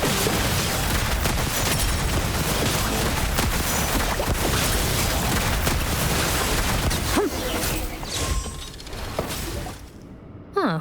Gotta say, I never expected to see the head nurse in combat. Some patients respond better to a more aggressive treatment plan. Did we get everyone? Captain, we finished the head count. Potton's missing. Over there! The door's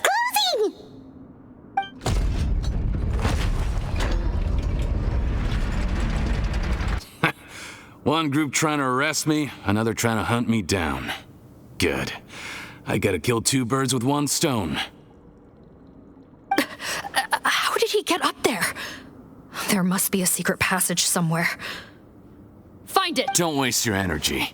I already sealed it off. How naive. We have more people outside. If we're not back out by the agreed time, they'll come to our rescue. Well then, You'd better hope they get here in time.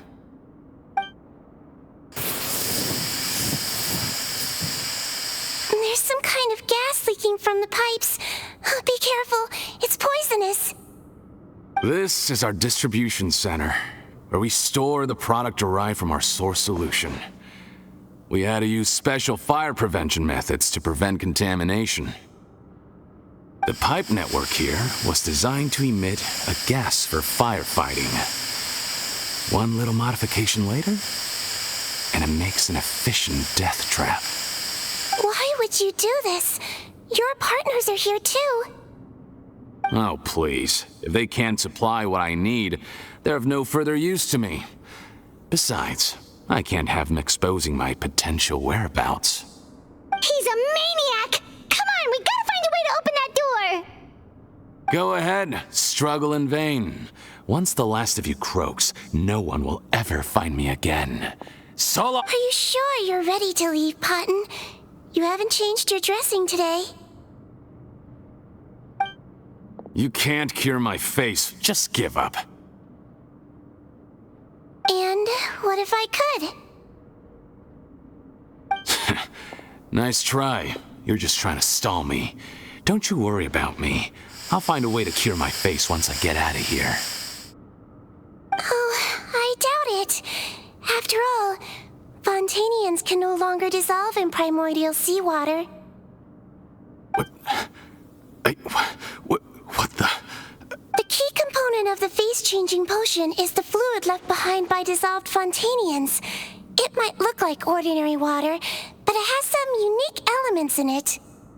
Before the flood, all Fontainians were oceanids, physiologically speaking. A potion made from that fluid could dissolve and reconstruct the face of a Fontainian in much the same way as hydroidolins change form. Theoretically, it could give someone any appearance they wished.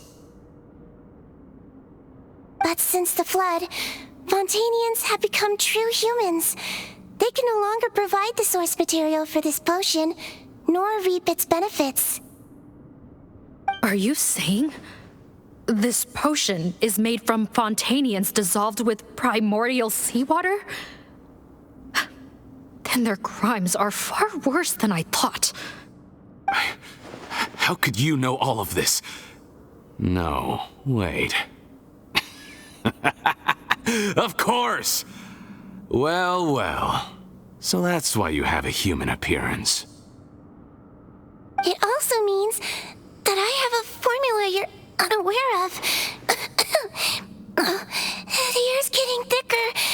It's getting hard to breathe.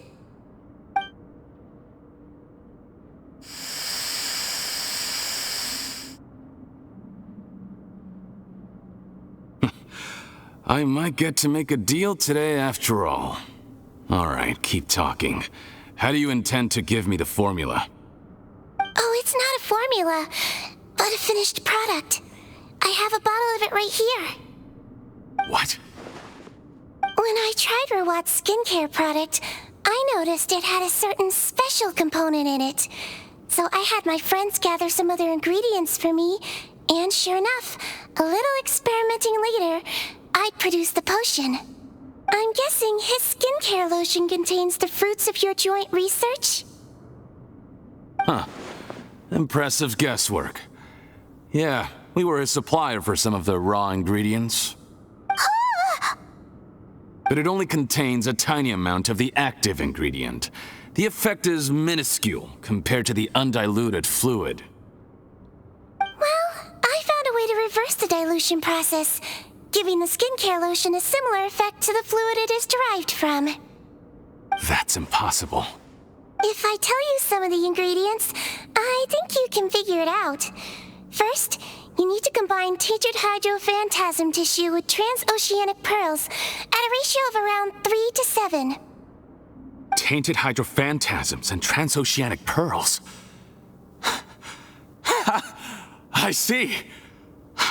Can't believe I never thought of that. So, can we make a deal? Sounds good to me. There's a delivery pipeline beneath this window. Drop the potion in, and I'll release you all.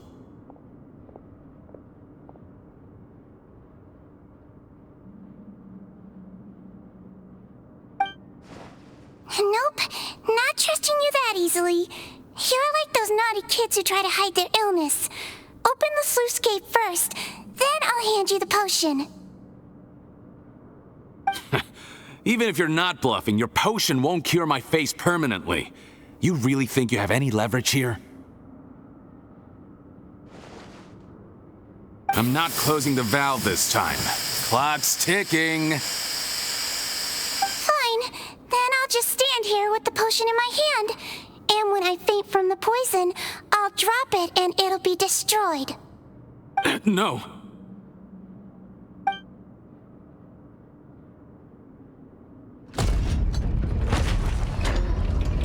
It's open! Disable that sluice gate!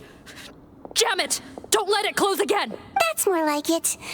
In that case, a promise is a promise. Head nurse, there's too much poison gas in here. We have to leave, now!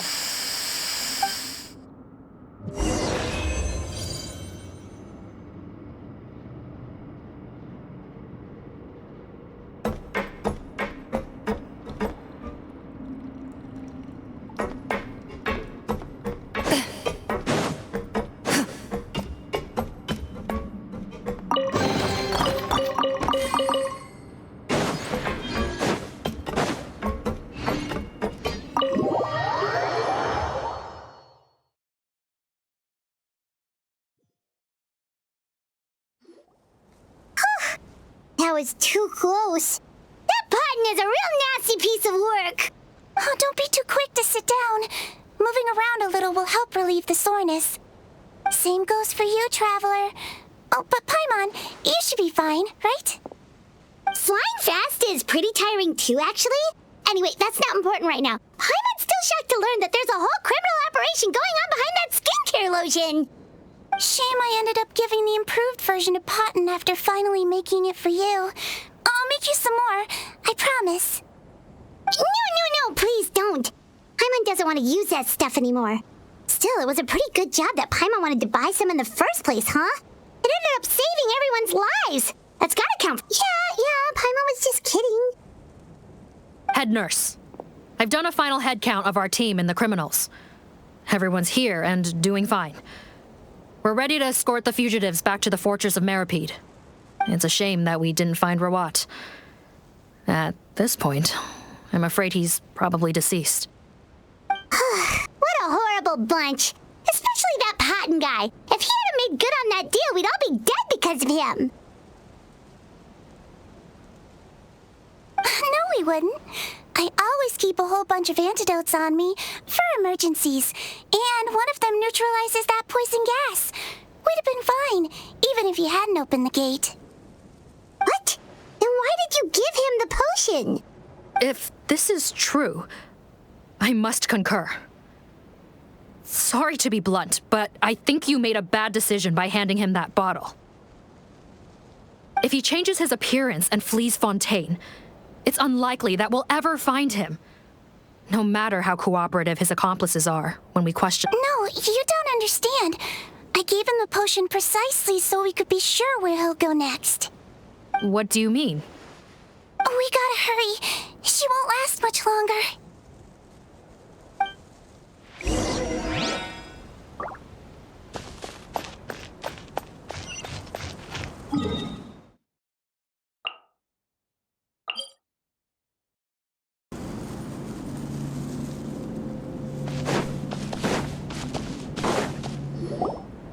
Don't move a muscle. I might be short, but I pack a mean punch. Captain? You're just in time. While I was lying in wait, I spotted this crook snooping around, trying to find a way in. So I detained him. Oh, his face. Are you Potton? So this is where you were heading, huh? What?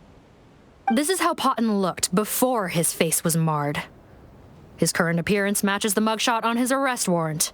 I see. Wait, so what's going on? Wasn't the whole point of the potion to disguise himself and escape Fontaine? Why would he change back to his original face and run right into our trap? Enough of this nonsense. Let me in! You better pipe down. There's an old lady in there who's very sick. No way are we letting a crook like you inside. To heck with it. Listen to me. I'm Rawat. That's my mother in there. He's gotta be lying, right? Rawat was a victim in all this. He was forced into it against his will. How could he and this monster be the same person? Forced against his will? That's the funniest thing I've heard all day. Back when I was being coerced, everyone thought I was colluding of my own free will. And then when I actually became a criminal in my own right, you all suddenly thought I must be under duress. Amazing what a difference a handsome face makes. Save us the speech. Explain yourself. You want an explanation? Fine. I'll tell it how it is. When I was just potting, the whole world treated me with contempt. Ew. What do you want? Get away from me. Women despise me. Collaborate? You don't look like much of a researcher to me. My peers scorned me. Mr. Potton, was it? I'm most interested in your research. Consider my offer carefully. I doubt you'll find other investment opportunities. Only villains would work with me. You want out of the game? Forget about it. Turns out, I slipped up a little. Left your picture with some Marechaussee Phantom officers. Easy mistake to make. Now they've listed you as an accomplice and drawn up an arrest warrant. So I suggest you put any thoughts of running away to rest. If you get caught by the guards for being in the synth business, you ain't ever seeing the light of day again. There was no way out for me. Until I could stop being Potton. Mr. Rawat, I have something I'd like to tell you. I became popular with women. This new potion you developed is fascinating. Genius, in fact. Would you consider working with me? I'd be happy to sign a licensing agreement. My peers looked up to me. I'm very interested in your research, sir. You must no doubt have offers from countless investors, so far be it from me to ask for a full collaboration, per se. I merely wanted to express my interest. No pressure at all, naturally. And the villains even began to fear me. Becoming Rawat showed me what a superficial world we live in. But I did not hold a grudge. After all, this superficiality could be made to work in my favor. Or so I thought. But alas, the world seemed bent on finding a reason to make me despise it. Mother, I'm back. How are you doing? Who are you? I bought the best medicine Mora could buy, but nothing would cure her illness. In the end, I hoped she'd at least be able to see her son one last time before she passed, but when everyone else rejected me, the only person who cared about me was my mother. Then, when I became a rising star in the Fontaine Research Institute, I was unrecognizable to her. I have to let her see me again, even if it means donning my own wretched, ugly face. Well, is that enough explaining for you? Now do you understand? Have you ever considered if you'll even be able to look your mother in the eyes after what you've done? You found a way to completely change your identity.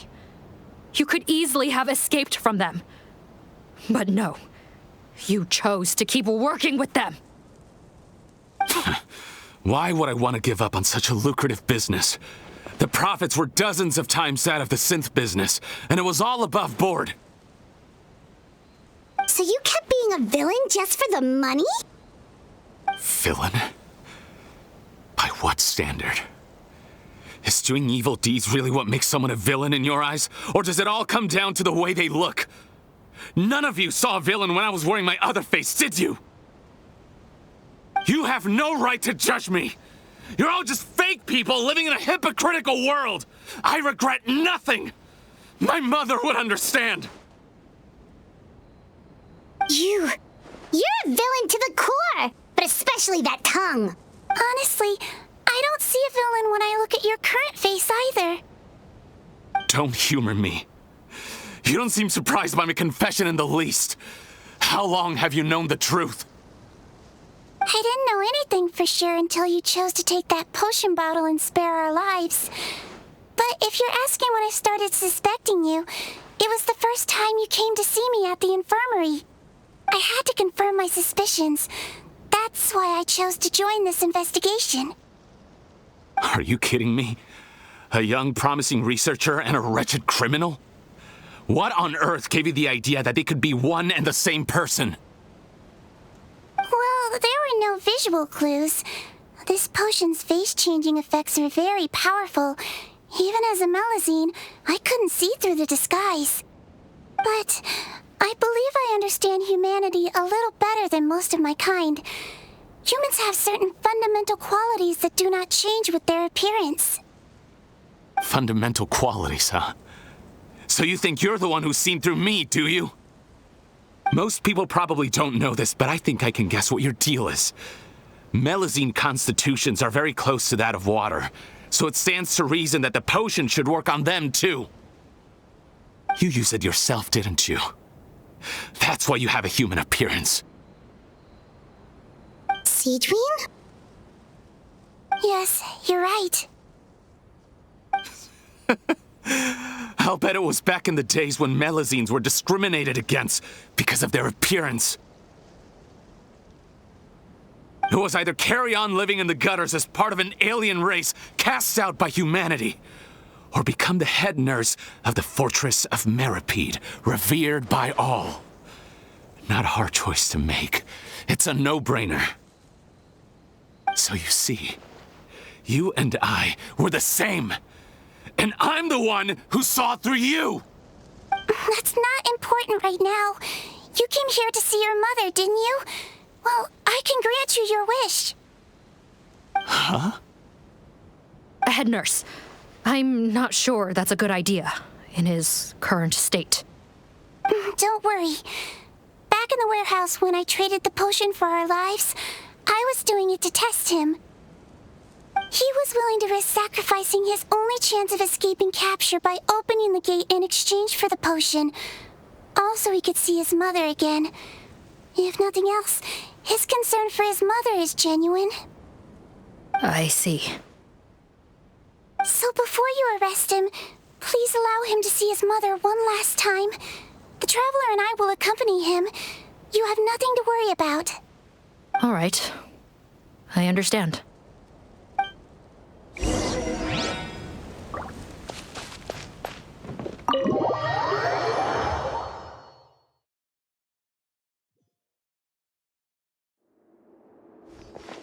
Mom? It's me, Potton, your son. You recognize me now, don't you? Mom, what's wrong? I'm sorry, but I have some bad news. I examined your mother last time we were here, and it appears that due to her prolonged fever, she's lost her eyesight. What? Your appearance no longer has any bearing on her ability to recognize you. But there are always other ways to remind our loved ones who we are. Wouldn't you? No, it can't be. Please, Mom, open your eyes. It's me, your son, Potton. If you really can't see my face, then here, take my hand. I've done so much to get to this point. Please, you have to recognize me. No. The temperature of his palm must have changed. I'm sorry. It seems I couldn't bring him back to you after all.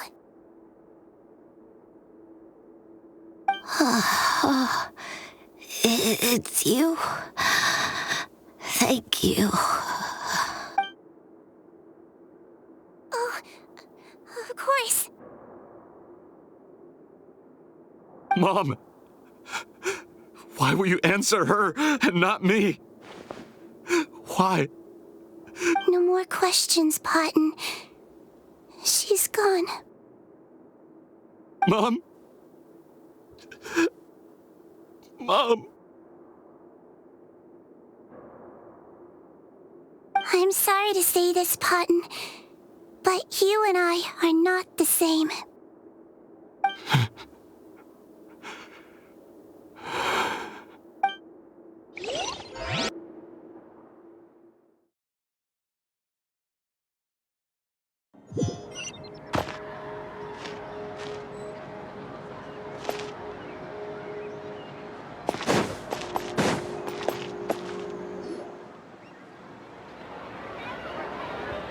The wait is over, everyone!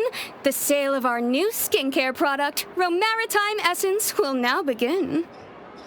Another skincare promotion! And it's selling as fast as last time. Wonder what people would think if they knew what was in the last batch. Oh, Sigewinne's here too! Hey, Sigewinne! Oh, Traveler Paimon, hello! Oh, I hope you two got a good rest yesterday after all your hard work. Of course! Nurse's orders, right? Anyway, are you here to take notes for your next article? Actually, I'm mostly here to help Officer Morgan wrap up yesterday's case. Ah, that reminds Paimon. That stuff sold like crazy, didn't it? Is it gonna cause huge problems? Nope, there's nothing to worry about. Unless modified, Butterfly Dew is an excellent skincare product that's completely safe to use. Besides, officers have already retrieved all Butterfly Dew purchased on the market. Now it's just a matter of disposal. After consulting Monsieur Neuvillette, I came up with a way to neutralize any harmful effects, so it'll evaporate naturally without polluting water or soil. Wow, it's Sigewinne to the rescue again! Thank you for serving as our consultant, head nurse. All the butterfly dew we recovered has been disposed of, according to your instructions. Great! Good job, everyone! Also, you mentioned you wanted a copy of Rawat's interrogation records. Well, technically, Potton's records. Anyway, I have them with me. Here. After he saw his mother for the last time, it was like all his mental defenses came crashing down. He put up no resistance during the interrogation and answered all our questions. We learned a lot. Apparently, the formula was something he discovered by chance while helping the criminal gang produce synth. Later, he came up with the idea to dilute it and use the resulting substance as a skincare product. Their supplier was Vache, but you could also argue that they were the ones doing him a favor. It made for a seamless collaboration. One man's trash was another man's treasure, and there were no loose ends. His Vache again, huh? Is there still no end to the harm he caused? Make no mistake, the crimes of Vache and his accomplices will come to an end. It's only a matter of time. Since the flood cut off their supply of primordial seawater, they've been forced to resort to riskier methods, like using their private reserve to attack people on the street. Naturally, those attempts all ended in failure. After receiving numerous reports, we were able to zero in on the gang and eventually round them up. That sounds more like it.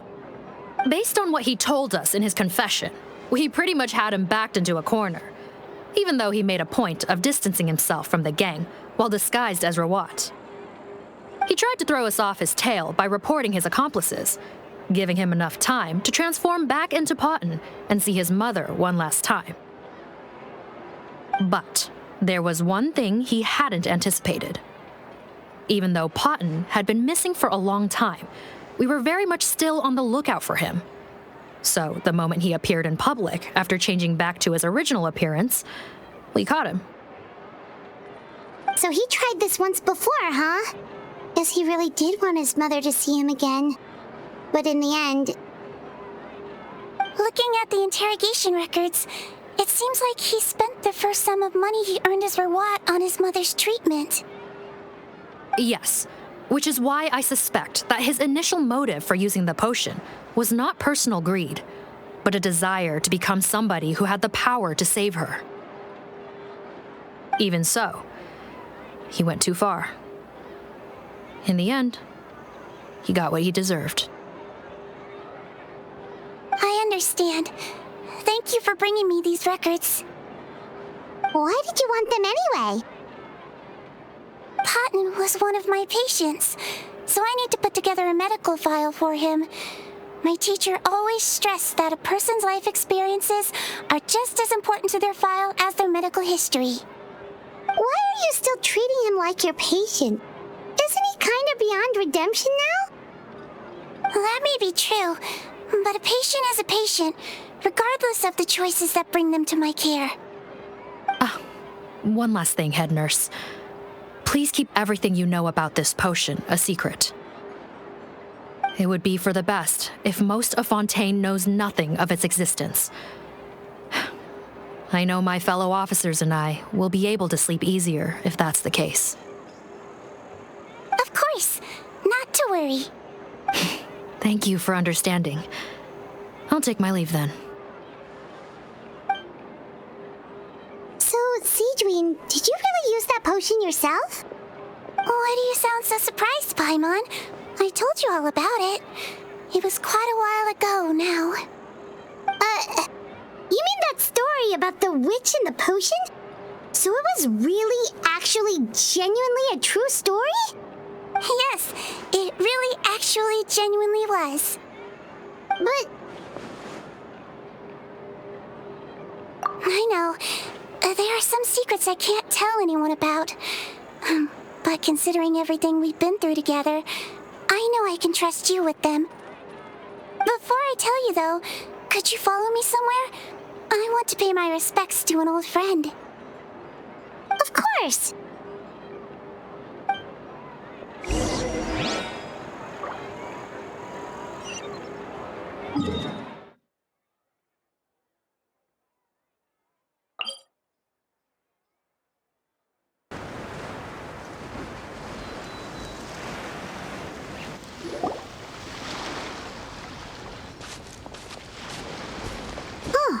Neuvillette and Wriothesley, they're here too! Good to see you, traveler. Paimon. I trust all has been going well for you? Big news, everyone.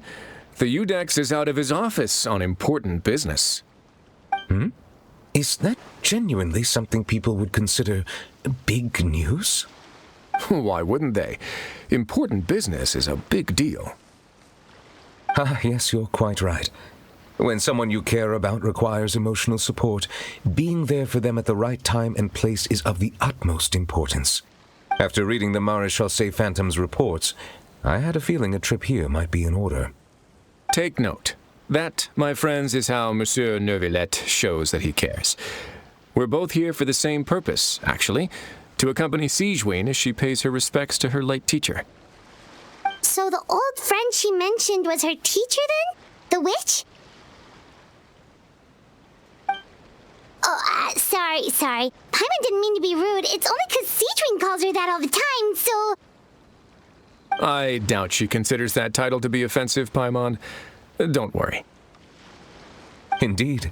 In fact, I believe Sigewinne would take it as a sign of affection. She has spoken of this doctor on many occasions, and it sounds like she was a truly generous individual. In those days, many people harbored prejudices against Melusines. She was the only teacher willing to take Sigewinne on as a student. Wow. It's really nice of you two to be here for Sigewinne. Guess you guys really look out for your younger colleagues, huh? Younger colleague? Well, that might be true for the Udex, but I'm not sure I can say the same. Sigewinne served a sentence in the fortress of Meripede hundreds of years ago, and after she did her time, she decided to stick around. She's been an integral part of our administration ever since. Strictly speaking, the head nurse has been around longer than most people in the fortress, myself included. Pretty sure that makes me the younger colleague. She served a sentence? Yes. Long before I became Iudex, there was an ancient law in Fontaine that prohibited any attempt to transform another species into a human. Initially, I and most researchers believed this law to have been imposed due to ethical concerns. But now, it seems more likely that the law was nothing more than an insurance policy, a way for Egeria to ensure that her people would remain insulated from the truth, thus enabling them to lead more straightforward, happier lives. Ignorance is bliss, as they say. Sigewinne had her reasons for choosing to obtain a human form, but the act was nonetheless in clear violation of the law. Could you tell us a little bit more about what happened back then? Certainly. Sigewinne does not object to her close friends learning about her history. In fact, I first learned of it myself because she confessed the truth to me of her own volition.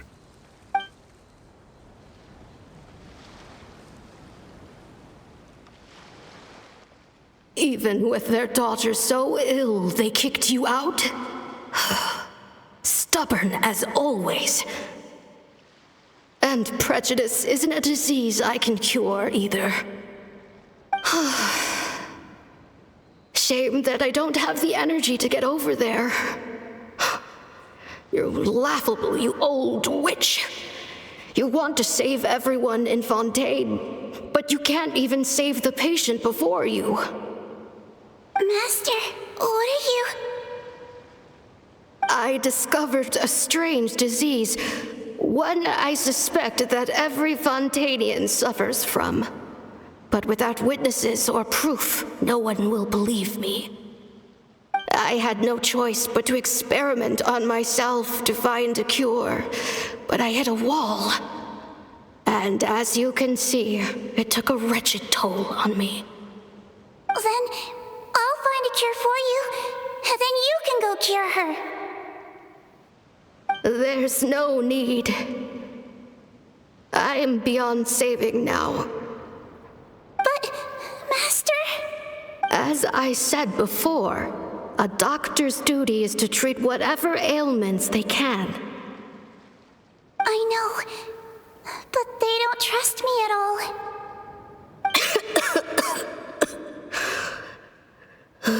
That girl. She's your first ever patient, isn't she? I'll do whatever it takes. Even if it means breaking the law and being punished for it? As long as I don't hurt anyone. Yes. Spoken like a true student of mine. Then I shall make one more final gamble. And see my experiment through to its end. Leave me for now, and come back in 2 hours. If I am able to work this miracle, then I will have found a way to save all Fontainians, and I shall be able to help you treat that girl. If not, then it means there is one more disease in this world that I cannot treat. In that case, do not come looking for me. I will leave you a parting gift. An accidental discovery happened upon through my study of this strange disease.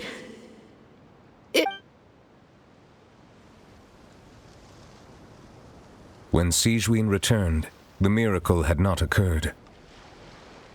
She found a potion bottle and a note on the table. After using the potion as instructed, she gained her current form, breaking Fontaine's law in the process. And after I had confirmed the veracity of the events, I gave my verdict. So that's what happened. I fear Sigewinne only understood the full story after the truth about the dissolution of Fontainians was uncovered. When I reflected on all this with that knowledge in hand, I felt a deep sense of regret.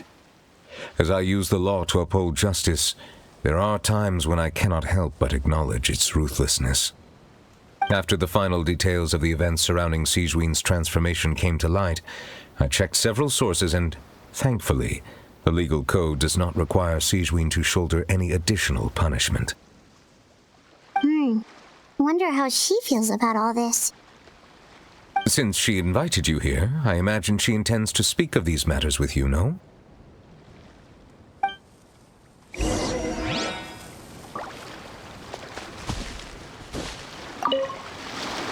On behalf of the Maréchaussée Phantom, I would like to once again thank the Fortress of Meripede for your assistance in the response to yesterday's prison break. Our head nurse and the Traveler in Paimon did most of the heavy lifting, I would say. Sigewinne seems to be in good spirits. I trust work hasn't been too hard on her lately? Well, she might be the only permanent medical staff in the fortress, but there's plenty of people with medical knowledge willing to help her out. I am most relieved to hear it. The way you're asking after her well-being makes you sound like a concerned parent. Well, I won't lie. I've always seen myself that way. Showing your age a bit there, don't you think? Indeed. Actually, I often forget just how much older I am than you. Well, while we're on the topic, what did you do before getting this job, anyway? Spend all day swimming in the sea, from east to west, and then north to south? Yes, and, from the surface to the ocean floor on occasion. Wow. Impressive. Apologies, that was merely an attempt at humor. You can disregard what I said. That's impossible, I'm afraid. My imagination's already running wild.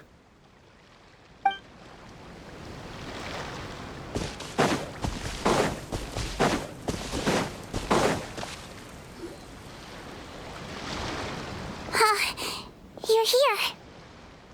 The old friend I mentioned was my teacher. When she passed, her body was nowhere to be found. All that's left of Sigewinne, the witch who gave you the magic potion, she was your teacher, wasn't she? Sounds like Monsieur Neuvillette filled you in. After learning the truth, it must have been hard to process, huh?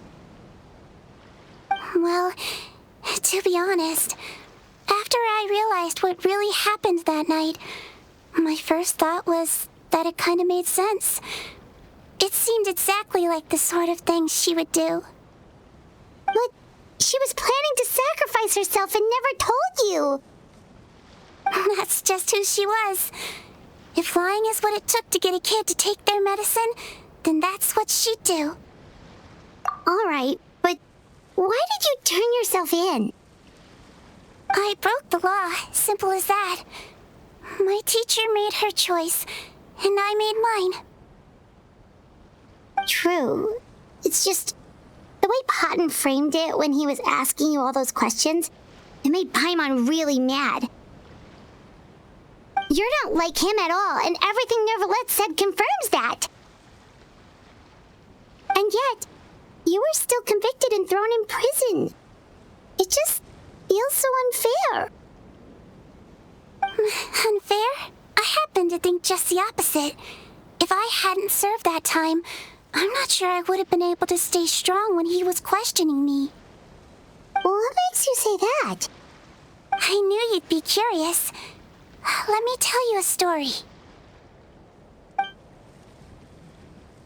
The verdict came down.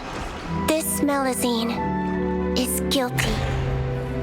Deudex defended the authority of Fontaine law, but he did not confiscate the Melusine's medical kit. And so, the Fortress of Meripede gained a new little doctor. She still wore her hood and raincoat, even though it never rained in the fortress. Perhaps thanks to her human appearance, no one refused her treatment. She treated more and more patients, and her sentence grew ever shorter. Finally, the people of the fortress could not live without her, and though her sentence ended, she did not leave them either. Then one day, she received an invitation from the outside world. The location seemed familiar, and when she arrived, an old lady was waiting for her. She saw right through the Melizine's disguise, but didn't reveal it. Instead, she asked a question. Tell me, why do you think you gained the respect of so many people, despite being a Melizine? Because I look like a human? It's been 50 years, Sigewinne, and you haven't aged a day. I think everyone knows you are not human. I finally found you after all these years. I still remember, you know. It was you who saved me that night. But how? I was no longer a Melizine by then. Does it really matter if you're human or Melizine? I remembered the warmth of your palm. It's quite unmistakable. And you know what? It hasn't changed one bit. You don't have to hide anymore, Sigewinne. These days, everyone wants to make friends with Melizines. And I think that it's all because of you. I'm sorry I couldn't say this until now, but thank you, Dr. Melizine. Now that's an ending Paimon can get behind. After hearing everything Paimon said, I wanted to tell him that it didn't matter who he looked like on the outside. But it was too late. The warmth in his palm had already disappeared. I tried to treat him, but the roots of his problem had nothing to do with his face. I understand. Thanks, you two. I appreciate you being here for me while I talk this through. Oh, it's nothing. Our pleasure. Oh, there's one more reason I invited you here. It's about time I finally give you what I promised. In order to restore the appearances of the face-swapping victims, the Marechaussee Phantom gave me special permission to make a few bottles of that potion. And I made one extra just for you two. We don't need it, though. Shouldn't we destroy it? Well, even if you chose to destroy it, I still thought I should give it to you first. You two did so much for me. How could I break my promise? Well, fair enough, but anyway, Paimon's definitely not interested in this stuff anymore. Still, if this is the very last bottle in all of Teyvat, getting rid of it would feel like kind of a waste. Maybe we can give it a special meaning somehow. Oh, Paimon's got it! Melizine physiology wasn't affected by the Great Flood, right? So that means the potion should have a permanent effect on you. In that case, what do you say, Sigewinne? Ever thought about transforming back to the way you used to look? After all, from a Melizine point of view, Paimon bets Melizines look the cutest of all. Paimon, after everything, do you really think it matters whether I'm Melizine or a human? Well, what was Paimon thinking? You made up your mind a long time ago. Yeah, let's just destroy this thing. Leave it to me.